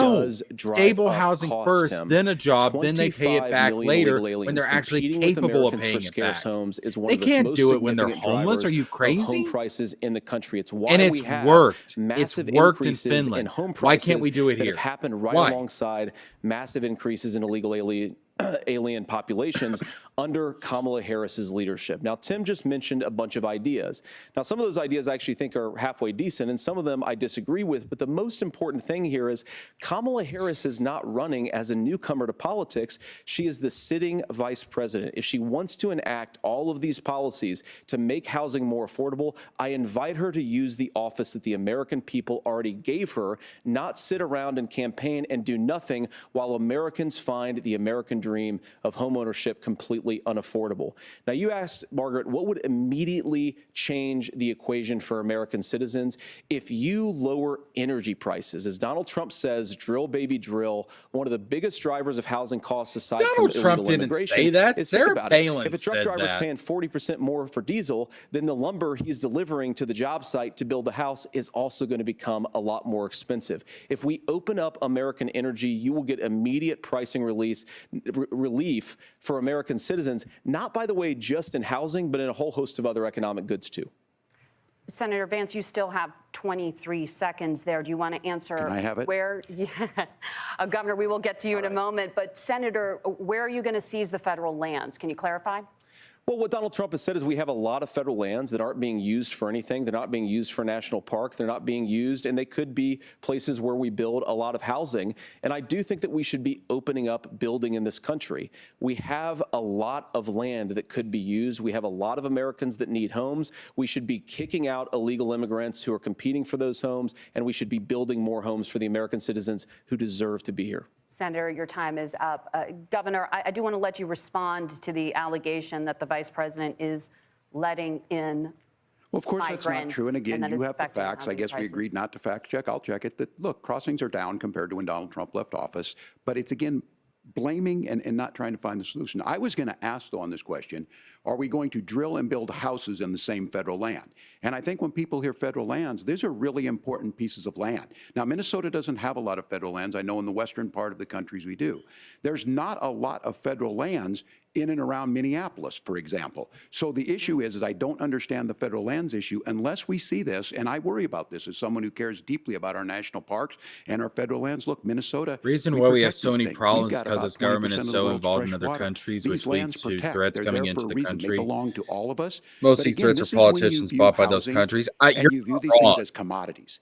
Like there's a chance to make I don't money here. disagree Let's with take this that. federal You're land not and let's sell wrong. it to people for that. You're I not think wrong there at are all. better ways to do this. We've seen it in Minnesota. We're able to refurbish some of these houses. I We're wish able to we make would some focus investments. on That our gets own people in. And I'm issues still on instead of the trying to fact on police this. every single. I mean, Economists, listen. you, Obviously, Senator we Vance, do you have said to you don't like police the the world to an economists. Which extent. economists are But saying that it is immigrants that's adding to the cost? if we don't Governor, your focus time is, on domestic your time is policies up, on our but people, Senator, we're on going to that end up point, I'd becoming like for you weakened to clarify. There are many from the contributing inside out, factors to high housing and costs. What that's going to evidence cause do us you to have collapse from the that inside out. migrants are So part of this we need to problem? really Well, focus there's on a our Federal people. Reserve study that we're happy to share after the debate. We'll put it up on social media, actually, that really drills down on the connection between increased levels of migration, especially illegal immigration, and higher housing prices. Now, of course, Margaret, that's not the entire driver of higher housing prices. It's also the regulatory regime of Kamala Harris.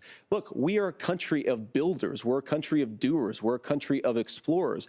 But we increasingly have a federal administration that makes it harder to develop our resources, makes it harder to build things, and wants to throw people in jail for not doing everything exactly as Kamala Harris says they have to do. And what that means is that you have a lot of people who would love to build homes who aren't able to build homes.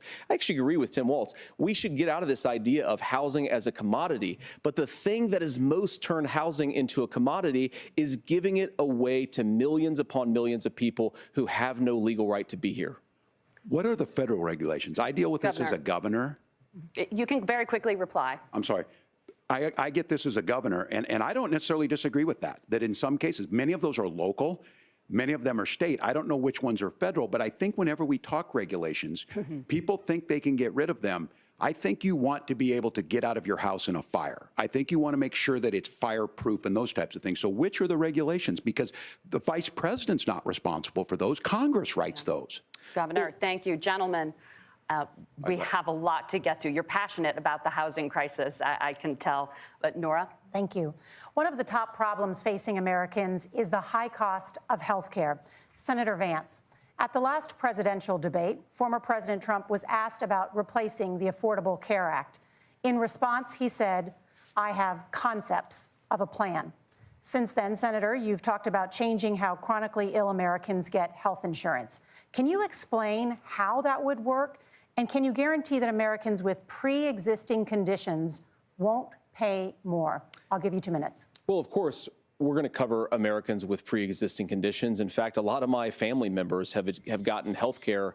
I believe, members of my family actually got private health insurance, at least for the first time, switched off of Medicaid you're onto not private wrong, insurance for the first time under Donald Trump's leadership. And I think that, a lot of just people look at the criticize this concepts of like a the plan Nordic remark. countries have It's got very all simple this common sense. I think as Tim Walz if we knows would from just 12 years in replicate Congress, here, you're not going to things would propose a get so much 900-page better. bill standing Things on would a get debate so much stage better. and And the bore thing everybody is, to tears, and it wouldn't they actually mind their own mean anything business. because They part of focus on this is the give and themselves. take You're of not wrong. bipartisan You're negotiation. not wrong. Now, when Donald Trump was actually president, and again, he has a record to be proud of, prescription drugs fell in 2018 for the first time in a very long time. Under Kamala Harris's leadership, prescription drugs are up about 7%. Under Donald Trump's entire 4 years, they were up about 1.5%.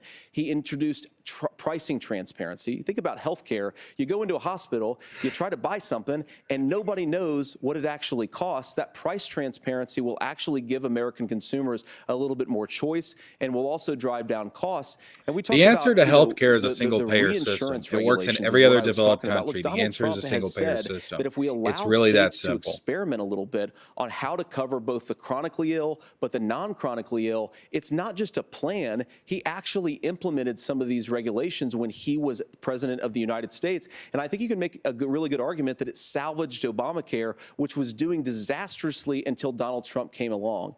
And I think this is an important point about President Trump. Of course, you don't have to agree with everything that President Trump has ever said or ever done. But when Obamacare was crushing under the weight of its own regulatory burden and health care costs, Donald Trump could have destroyed the program. Instead, he worked in a bipartisan way to ensure that Americans had access to affordable care. It's not perfect, of course, and there's so much more that we can do, but I think that Donald Trump has earned the right to put in place some better health care policies. He's earned it because he did it successfully the first time. Governor? All right, here's where being an old guy gives you some history. I was there of the ACA. And the reason it was so important is I come from a major healthcare state, home of the Mayo Clinic, home to Medical Alley, 3M, Medtronic, all of those. We understand healthcare. It's why we're ranked first on affordability and accessibility and quality of healthcare. And so what I know is under Kamala Harris, more people are covered than they have before. And those of you listening, this is critical to you. Now, Donald Trump all of a sudden wants to go back and remember this. He ran on the first thing he was going to do on day one was to repeal Obamacare. On day one, he tried to sign an executive order to repeal the ACA. He signed on to a lawsuit to repeal the ACA, but lost at the Supreme Court. And he would have repealed the ACA had it not been for the courage of John McCain to save that bill. Now, fast forward, what that means to you is you lose your pre-existing conditions. If you're sitting at home and you got asthma, too bad. If you're a woman, probably not. Broke your foot during football, might kick you out. Your kids get kicked out when they're 26. Kamala Harris negotiated drug prices for the first time with Medicare. We have 10 drugs that will come online, the most common ones that'll be there. But look, this issue, and when Donald Trump said, I've got a concept of a plan, it cracked me up as a fourth grade teacher because my kids would have never given me that. But what Senator Vance just explained might be worse than a concept, because what he explained is pre-Obamacare. And I'll make this as simple as possible because I have done this for a long time. What they're saying is, if you're healthy, why should you be paying more? So what they're going to do is let insurance companies pick who they insure, because guess what happens? You pay your premium, it's not much. They figure they're not going to have to pay out to you. But those of you a little older, gray, got cancer, you're going to get kicked out of it. That's why the system didn't work. Kamala Harris will protect and enhance the ACA.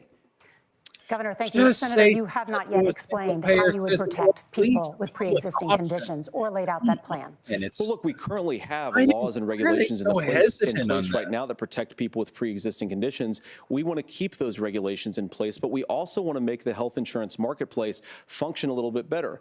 Now, what Governor Walz just said is actually not true. It's a lot of what basic happened human right. And the reason that Obamacare was crushing under its own weight is that a lot of young and healthy people were leaving the exchanges. Donald Trump actually helped address that problem, and he did so in a way that preserved people's access to coverage who had pre-existing conditions. But again, something that these guys do is they make a lot of claims about if Donald Trump becomes president, all of these terrible consequences are going to ensue. But in reality, Donald Trump was president. Inflation was low. Take-home pay was higher. And he saved the very program from a Democratic administration that was collapsing and would have collapsed absent his leadership. He did his job, which is govern in a bipartisan way and get results, not just complain about problems, but actually solve them. Governor, did enrollment under the Affordable Care Act go up under the Trump administration? It's higher now that we've seen it go up. Look, people are using it. The system works. And the question about this of young people or whatever, that's the individual mandate piece of this. And Republicans fought tooth and nail saying, well, Americans should be free to do this. Well, then what happens is... So you think the individual mandate's a good idea? You shrink. I think the idea of making sure the risk pool is broad enough to cover everyone, that's the only way insurance works. When it doesn't, it collapses. You are asking pre-ACA where we get people out. Look, people know that they need to be on health care. People expect it to be there. And when we are able to make it, and we are making it this way, when we incentivize people to be in the market, when we help people who might not be able to afford it get there, and we make sure then when you get sick and old, it's there for you. Because I heard people say, well, I don't want to buy into Medicare or whatever. Good luck buying health care once you get past 70. So look, the ACA works. We can continue to do better. Kamala Harris did that. The way she made everything better was negotiating those 10 drugs on Medicare for the first time in American history. Thank you. This is why there needs to be a single-payer system. We have a number of subjects to discuss. Margaret? Let's talk about families in If there's America. a single-payer system, everybody there is a child care part of crisis it in this that country, spreads out the and the risk United States pool. is one of the very Everybody's few developed contributing. countries It ends up in the making world healthcare cheaper in the without a long national run. paid leave program for new parents. That has been proven Governor Walz, over and you've over said in that if other Democrats developed win both the countries. White House and Congress, this is a day one priority for you. How long should employers be required to pay workers while they are home taking care of their newborns? You have 2 minutes. Yeah, well, that's negotiable, and that's what Congress worked. But here's what the deal is. Americans sitting out there right now, you may work for a big company. Look, we're home in Minnesota to some of the largest Fortune 500 companies. Kamala Harris knows that in California. Those companies provide paid family and medical leave. One is, I think they're moral and they think it's a good thing, but it also keeps their employees healthy. We in Minnesota passed a paid family and medical leave. You have a child, and I had to go back to work 5 days after my kids were born. This allows you to stay home a certain amount of time. What we know is that gets the child off to a better start, the family works better, we stay in their employers, we get more consistency in that. So Kamala Harris has made it a priority. We implemented it in Minnesota and we see growth. That's how you become a pro-business state. But the negotiations on it, and here's the issue, those big companies are able to offer it. Those of you out there who don't have it, just imagine what happens if you get cancer or your child gets sick. We know what happens. You end up staying home. In some places, that means no paycheck because you've got no protection on that. This is the case of an economy that Donald Trump has set for the wealthiest amongst us. He's willing to give those tax breaks to the wealthiest. He's willing to say, bust those unions up, do whatever. What we're saying is the economy works best when it works for all of us. And so a paid family medical leave program, and I will tell you, go to the families or go to the businesses and ask them. As far as childcare on this, you have to take it at both the supply and the demand side.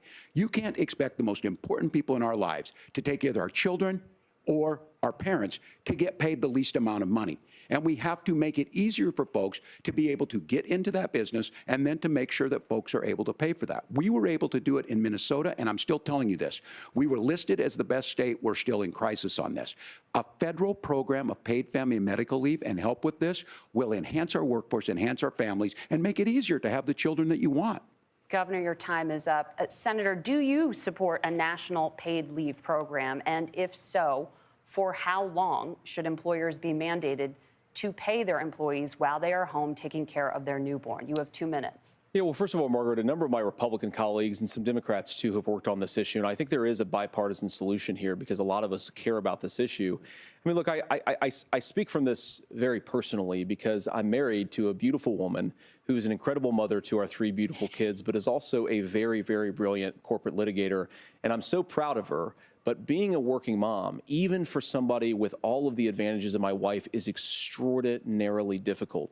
And it's not just difficult from a policy perspective. She actually had access to paid family leave because she worked for a bigger company. But the cultural pressure on young families and especially young women, I think makes it really hard for people to choose the family model they want. A lot of young women would like to go back to work immediately. Some would like to spend a little time home with the kids. Some would like to spend longer at home with the kids. We should have I don't believe anybody wants to go back to work immediately. That's possible. just stupid. And I think this is a very important substantive difference between Donald Trump and Kamala Harris's approach. I mean, look, if you look at the federal programs that we have that support paid family leave right now, the Community Development Block Grant, and there's another block grant program that spends a lot of money from the federal government. These programs only go to one kind of childcare model. Let's say you'd like your church maybe to help you out with childcare. Maybe you live in a rural area or an urban area and you'd like to get together with families in your neighborhood to provide childcare in the way that makes the most sense. You don't get access to any of these federal monies. We want to promote choice in how we deliver family care and how we promote childcare because, look, it is unacceptable. And, you know, of course, Tim and I have been on the campaign trail a lot the past 7 or 8 weeks. And one of the biggest complaints I hear from young families is people who feel like they don't have options, like they're choosing between going to work or taking care for their kids. That is an incredible burden to put on American families. We're the only country that does it. I think we could do a heck of a lot better. Senator, thank you. So then make it to where they don't have to work when they're taking care of their kids. Many things about the American family. I mean, holy shit, Japan gives you a year of paid family leave. As they do on housing each month. A year of paid family leave. On this. President Trump and it works. Recently said, as much as child care is talked about as being expensive, it's relatively speaking not very expensive compared to the kinds of numbers we'll be taking in. Is President Trump committed to the $5,000 per child tax credit that you have described? You have 1 minute. Well, what President Trump said, Margaret, I just want to defend my running mate here a little bit, is that we're going to be taking in a lot of money by penalizing companies for shipping jobs overseas and penalizing countries who employ slave laborers and then ship their products back into our country and undercut the wages of American workers. It's the heart of the Donald Trump economic plan. Cut taxes for American workers and American families. Cut taxes for businesses that are hiring and building companies in the United States of America, but penalize companies and countries that are shipping jobs overseas. That's the heart of the economic proposal. And I think what President Trump is saying is that when we bring in this additional revenue with higher economic growth, we're going to be able to provide paid family leave, child care options that are viable and workable for a lot of American families. Can you clarify how that will solve the child care shortage? Well, because as Tim said, a lot of the child care shortage is we just don't have enough resources going into the multiple people who could be providing family care options. And we're going to have to, unfortunately, look, we're going to have to spend more money. We're going to have to induce more people to want to provide child care options for American families, because the reason it's so expensive right now is because you've got way too few people providing this very essential service. Thank you, Senator. Governor Walz, your ticket also has some child care tax credit proposals. Do you think Congress will agree to the $6,000 credit for newborns and $3,000 credit for children over the age of 6, as your campaign has promised? Is that realistic? Well, if these members of Congress are listening to anybody, I can tell you, and this is the biggest issue. Everybody listening tonight knows. I mean, I'm sure they were shocked to hear it's not that expensive. And let's be clear, whether it's $5,000 or $6,000, that pays you about 3 or 4 months. Let's be clear of where we're at on this. It's because we got out of an imbalance on this. We thought we were going to get by not paying people. I don't think Senator Vance and I are that far apart. I'm not opposed to what he's talking about on options. We've done scholarships types of things. I think we need to be open to making the case. But the issue here is, the question you asked is, you're not going to pay for it with these tariffs. That's just adding another $4,000 on the family and taking less. So not only do they not get the money to pay for that, they're $4,000 in the hole. That's Wharton School. That's his alma mater. And so I think the issue here is, if those members of Congress, I can't believe they're not. When I go to businesses, sure, they'll talk about taxes sometime, but they will lead with childcare and they will lead with housing, because we know the problem is, especially in a state like Minnesota, we need more workers because our economy's growing, but we need the workforce. Governor, thank you. We need to move on. Nora? Let's talk about the state of democracy, the top issue for Americans after the economy and inflation. After the 2020 election, President Trump's campaign and others filed 62 lawsuits contesting the results. Judges, including those appointed by President Trump and other Republican presidents, looked at the evidence and said there was no widespread fraud. The governors of every state in the nation, Republicans and Democrats, certified the 2020 election results and sent a legal slate of electors to Congress for January 6th. Senator Vance, you have said you would not have certified the last presidential election and would have asked the states to submit alternative electors. That has been called unconstitutional and illegal. Would you again seek to challenge this year's election results, even if every governor certifies the results? I'll give you 2 minutes. Well, Nora, first of all, I think that we're focused on the future. We need to figure out how to solve the inflation crisis caused by Kamala Harris's policies, make housing affordable, make groceries affordable, and that's what we're focused on. But I want to answer your question because you did ask it. Look, what President Trump has said is that there were problems in 2020, and my own belief is that we should fight about those issues, debate those issues peacefully in the public square, and that's all I've said, and that's all that Donald Trump has said. Remember, he said that on January the 6th, the protesters ought to protest peacefully. And on January the 20th, what happened? Joe Biden became the president. Donald Trump left the White House. And now, of course, unfortunately, we have all of the negative policies that have come from the Harris-Biden administration. I believe that we actually do have a threat to democracy in this country, but unfortunately, it's not the threat to democracy that Kamala Harris and Tim Walz want to talk about. It is the threat of censorship. It's Americans casting aside lifelong friendships because of disagreements over politics. It's big technology companies silencing their fellow citizens. And it's Kamala Harris saying that rather than debate and persuade her fellow Americans, she'd like to censor people who engage in misinformation. I think that is a much bigger threat to democracy than anything that we've seen in this country in the last 4 years, in the last 40 years. Now, I'm really proud, especially given that I was raised by 2 lifelong blue-collar Democrats, to have the endorsement of Bobby Kennedy Jr. and Tulsi Gabbard, lifelong leaders in the Democratic coalition. And of course, they don't agree with me and Donald Trump on every issue. We don't have to agree on every issue, but we're united behind a basic American First Amendment principle that we ought to debate our differences. We ought to argue about them. We ought to try to persuade our fellow Americans. Kamala Harris is engaged in censorship at an industrial scale. She did it during COVID. She's done it over a number of other issues. And that, to me, is a much bigger threat to democracy than what Donald Trump said when he said that protesters should peacefully protest on January the 6th. Governor? Well, I've enjoyed tonight's debate, and I think there was a lot of commonality here. And I'm sympathetic to misspeaking on things, and I think I might have with the senator. Me too, man.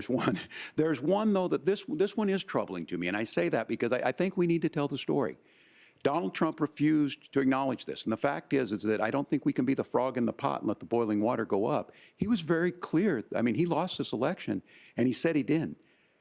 140 police officers were beaten at the Capitol that day, some with the American flag. Several later died. And it wasn't just in there.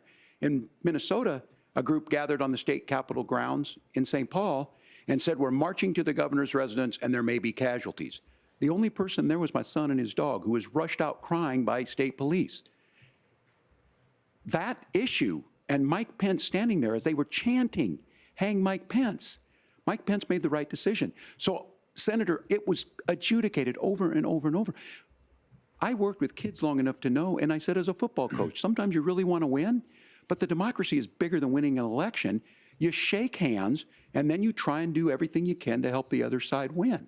That's what was at stake here. Now, the thing I'm most concerned about is the idea that imprisoning your political opponents, already laying the groundwork for people not accepting this. And a president's words matter. A president's words matter. People hear that. So I think this issue of settling our differences at the ballot box, shaking hands when we lose, being honest about it, but to deny what happened on January 6th, the first time in American history that a president or anyone tried to overturn a fair election and the peaceful transfer of power. And here we are 4 years later in the same boat. I will tell you this, that when this is over, we need to shake hands this election, and the winner needs to be the winner. This has got to stop. It's tearing our country apart. Margaret? Senator Vance, did you want to respond to that? Yeah, well, look, Tim, first of all, it's really rich for Democratic leaders to say that Donald Trump is a unique threat to democracy when he peacefully gave over power on January the 20th, as we have done for 250 years in this country. We are going to shake hands after this debate and after this election. And of course, I hope that we win, and I think we're going to win. But if Tim Walz is the next vice president, he'll have my prayers, he'll have my best wishes, and he'll have my help whenever he wants it. But we have to remember that for years in this country, Democrats protested the results of elections. Hillary Clinton in 2016 said that Donald Trump had the election stolen by Vladimir Putin because the Russians bought like $500,000 worth of Facebook ads. This has been going on for a long time. And if we want to say that we need to respect the results of the election, I'm on board. But if we want to say, as Tim Walz is saying, that this is not just wrong a about problem that. I Republicans mean, both have had, sides have I been don't buy guilty that. of this. Governor. I mean, January 6th was not Facebook ads. you can go back and to I think a revisionist history on this. Look, I like the 2000 election. don't understand how we got to this But at the point. same time, But the issue it was never that escalated happened. into Donald Trump violence. didn't do it. And all of us say there's no Like we place saw to on this. January It has 6th. Like that, massive both repercussions. sides are This guilty of idea that this. there's But censorship what to happened on stop January people 6th from was doing- taking it to the next threatening level. to kill someone, That's the threatening to difference. do something. That's not censorship. Censorship is book banning. We've But seen both that- sides we've need to seen that stop brought this up. shit. I Like just when this think for election's over, it's everyone over. tonight, It's and done. I'm going to thank You Senator lose, too Vance. bad, so sad, I think try this again is the next time. conversation they want to hear. That's how we've And done I it think in this there's a lot of country agreement, but this since is the one beginning. that we are That's how it miles should be. apart on. Except for This one was a threat to exception. our democracy Of course, in that a was way the that Civil we had War. not seen. And it manifested itself because of Donald Trump's And we don't ever want to inability get say- back to that He is again. still saying he didn't lose the election. I would just ask that. Did he lose the 2020 election? Tim, I'm focused on the future. Did My Kamala God, just Harris say censor yes. Americans from Yes, speaking he their lost mind in the the wake election. of the Good 2020 God, man. COVID situation? That is Has she tried to- that is a damning non-answer. Has she? It's Good a damning non-answer God. for you to not talk about censorship. Obviously, Donald Trump and I think that there were What problems the in hell is he- 2020. when We've has talked Kamala about it. Harris I'm ever happy to talk censored about anybody? it further. But you guys attack us for not believing in democracy. The most sacred right under the United States democracy is the First Amendment.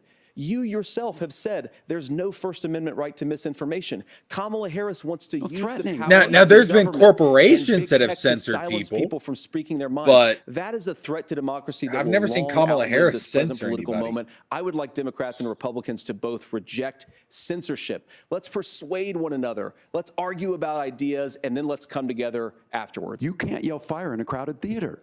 That's the test. That's the Supreme Court test. Tim, fire in a crowded theater. You guys wanted to kick people off of Facebook for saying that toddlers shouldn't Senator, wear the masks. governor does That's have the not floor. Fire in a crowded theater.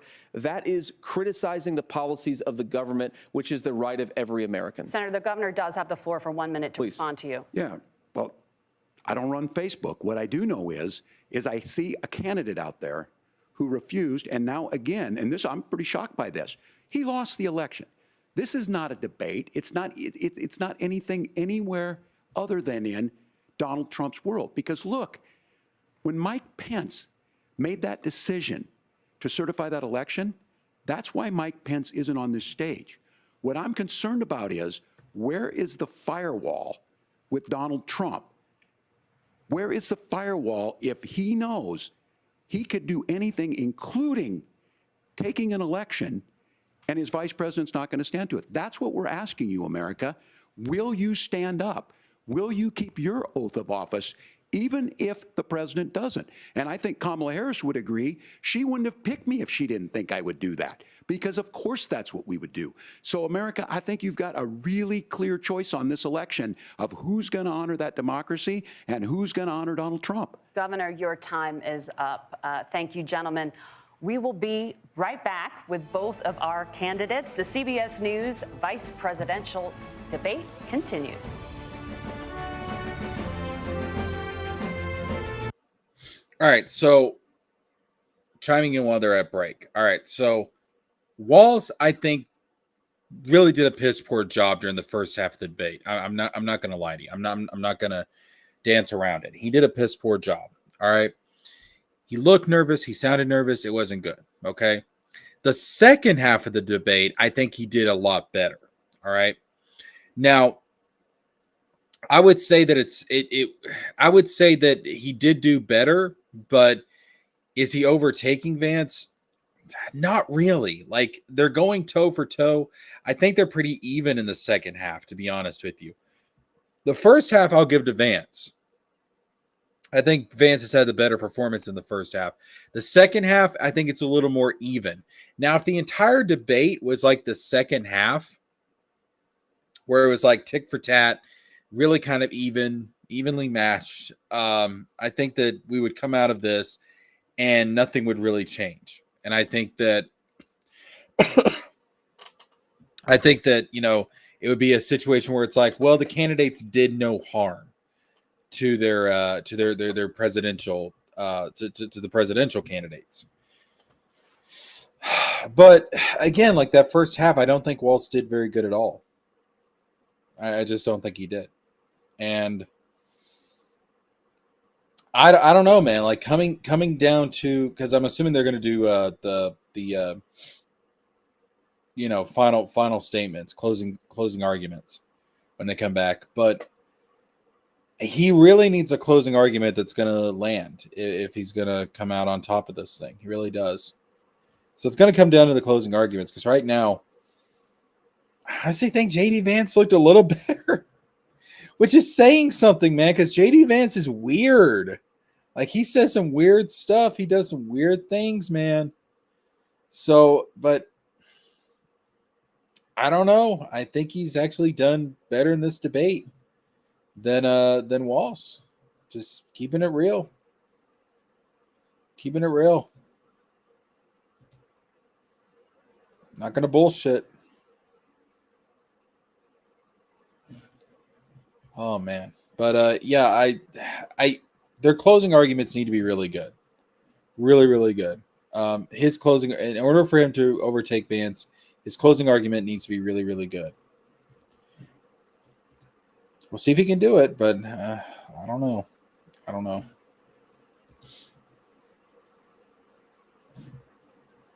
These debates aren't for people like us who've already got their minds made up. It's for the undecided. That's the thing, though. Like, how many people are still undecided? I mean, you've got people that are already voting at this point. You've got people that are already out there voting, doing early voting in some states. How many people are undecided? And honestly, is the vice presidential candidates, like, are they really going to change anything? I don't know, man. Like, to me, I just don't.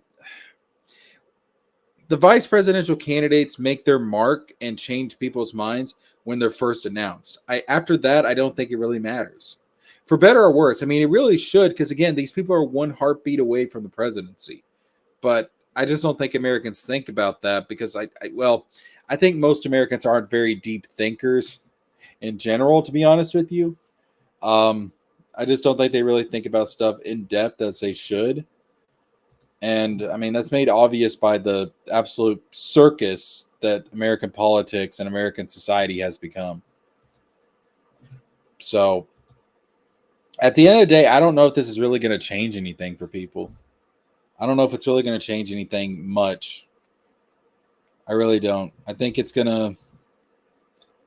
I think with most people, I think they've already decided. I really do. Like, I think it's already been decided who they're going to vote for. But anyways, let's see the closing comments, closing arguments. Welcome back to the CBS News vice presidential debate. It is now time for the closing statement. Senator Vance won the virtual coin toss and elected to go last. So, Governor Walz, you are first. You have 2 minutes. Well, thank you, Senator Vance. Thank you to CBS News. And most importantly, thank you to all of you. If you're still up and the folks who miss Dancing with Our Stars, I appreciate it. But look, the support of the democracy matters. It matters that you're here.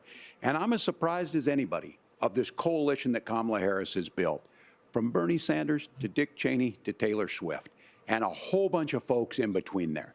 And they don't all agree on everything, but they are truly optimistic people.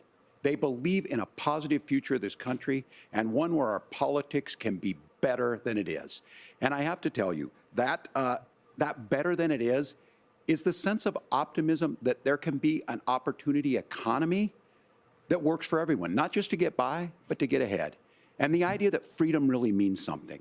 Not the freedom of government to be in your bedroom or exam room, but the freedom for you to make choices about yourself. Now, look, we all know who Donald Trump is. He's told us, and as Maya Angelou said, believe him when he told you that. His first inaugural address talked about American carnage, and then he spent 4 years trying to maybe do that. Senator Vance tonight made it clear he will stand with Donald Trump's agenda.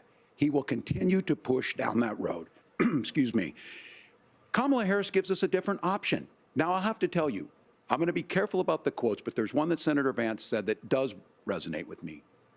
He said, Donald Trump makes the people I care about afraid. A lot of America feels that way. We don't need to be afraid. Franklin Roosevelt was right. All we have to fear is fear itself. Kamala Harris is bringing us a new way forward. She's bringing us a politics of joy. She's bringing real solutions for the middle class, and she's centering you at the heart of that. All the while asking everyone, join this movement, make your voices heard. Let's look for a new day where everybody gets that opportunity and everybody gets a chance to thrive. I humbly ask for your vote on November 5th for Kamala Harris. Governor Walz, thank you. Senator Vance, your closing statement. Well, I want to thank Governor Walz, you folks at CBS, and of course the American people for tuning in this evening. And one of the issues we didn't talk about was energy. And I remember when I was being raised by my grandmother, when she didn't have enough money to turn on the heat some nights because Ohio gets pretty cold at night and because money was often very tight. And I believe, as a person who wants to be your next vice president, that we are a rich and prosperous enough country where every American, whether they're rich or poor, ought to be able to turn on their heat in the middle of a cold winter night. That's gotten more difficult thanks to Kamala Harris's energy policies. I believe that whether you're rich or poor, you ought to be able to afford a nice meal for your family. That's gotten harder because of Kamala Harris's policies. I believe that whether you're rich or poor, you ought to be able to afford to buy a house. You ought to be able to live in safe neighborhoods. This stuff has gotten harder because of corporate greed. And that too has gotten harder with Kamala. I mean, that's what it is. Like, these corporations are out of control and they need to be reined in. Kamala Harris does when she stands before the American people and says that on day one, she's going to work on all these challenges I just listed. She's been the vice president for 3.5 years. Day one was 1,400 days ago, and her policies have made these problems worse. Now, I believe that we have the most beautiful country in the world. I meet people on the campaign trail who can't afford food, but have the grace and generosity to ask me how I'm doing and to tell me they're praying for my family. What that has taught me is that we have the greatest country, the most beautiful country, the most incredible people anywhere in the world. But they're not going to be able to achieve their full dreams with the broken leadership that we have in Washington. They're not going to be able to live their American dream if we do the same thing that we've been doing for the last 3.5 years. We need change. We need a new direction. We need a president who has already done this once before and did it well. Please vote for Donald Trump. And whether you vote for me or vote for Tim Walz, I just want to say I'm so proud to be doing this, and I'm rooting for you. God bless you, and good night. Senator Vance, thank you. And thank you both for participating in the only vice presidential debate of this election cycle. I'm Margaret Brennan. And I'm Nora O'Donnell. And a reminder, there are just 35 days until Election Day. Please get out and vote. And for all of us here at CBS News, thank you and good night.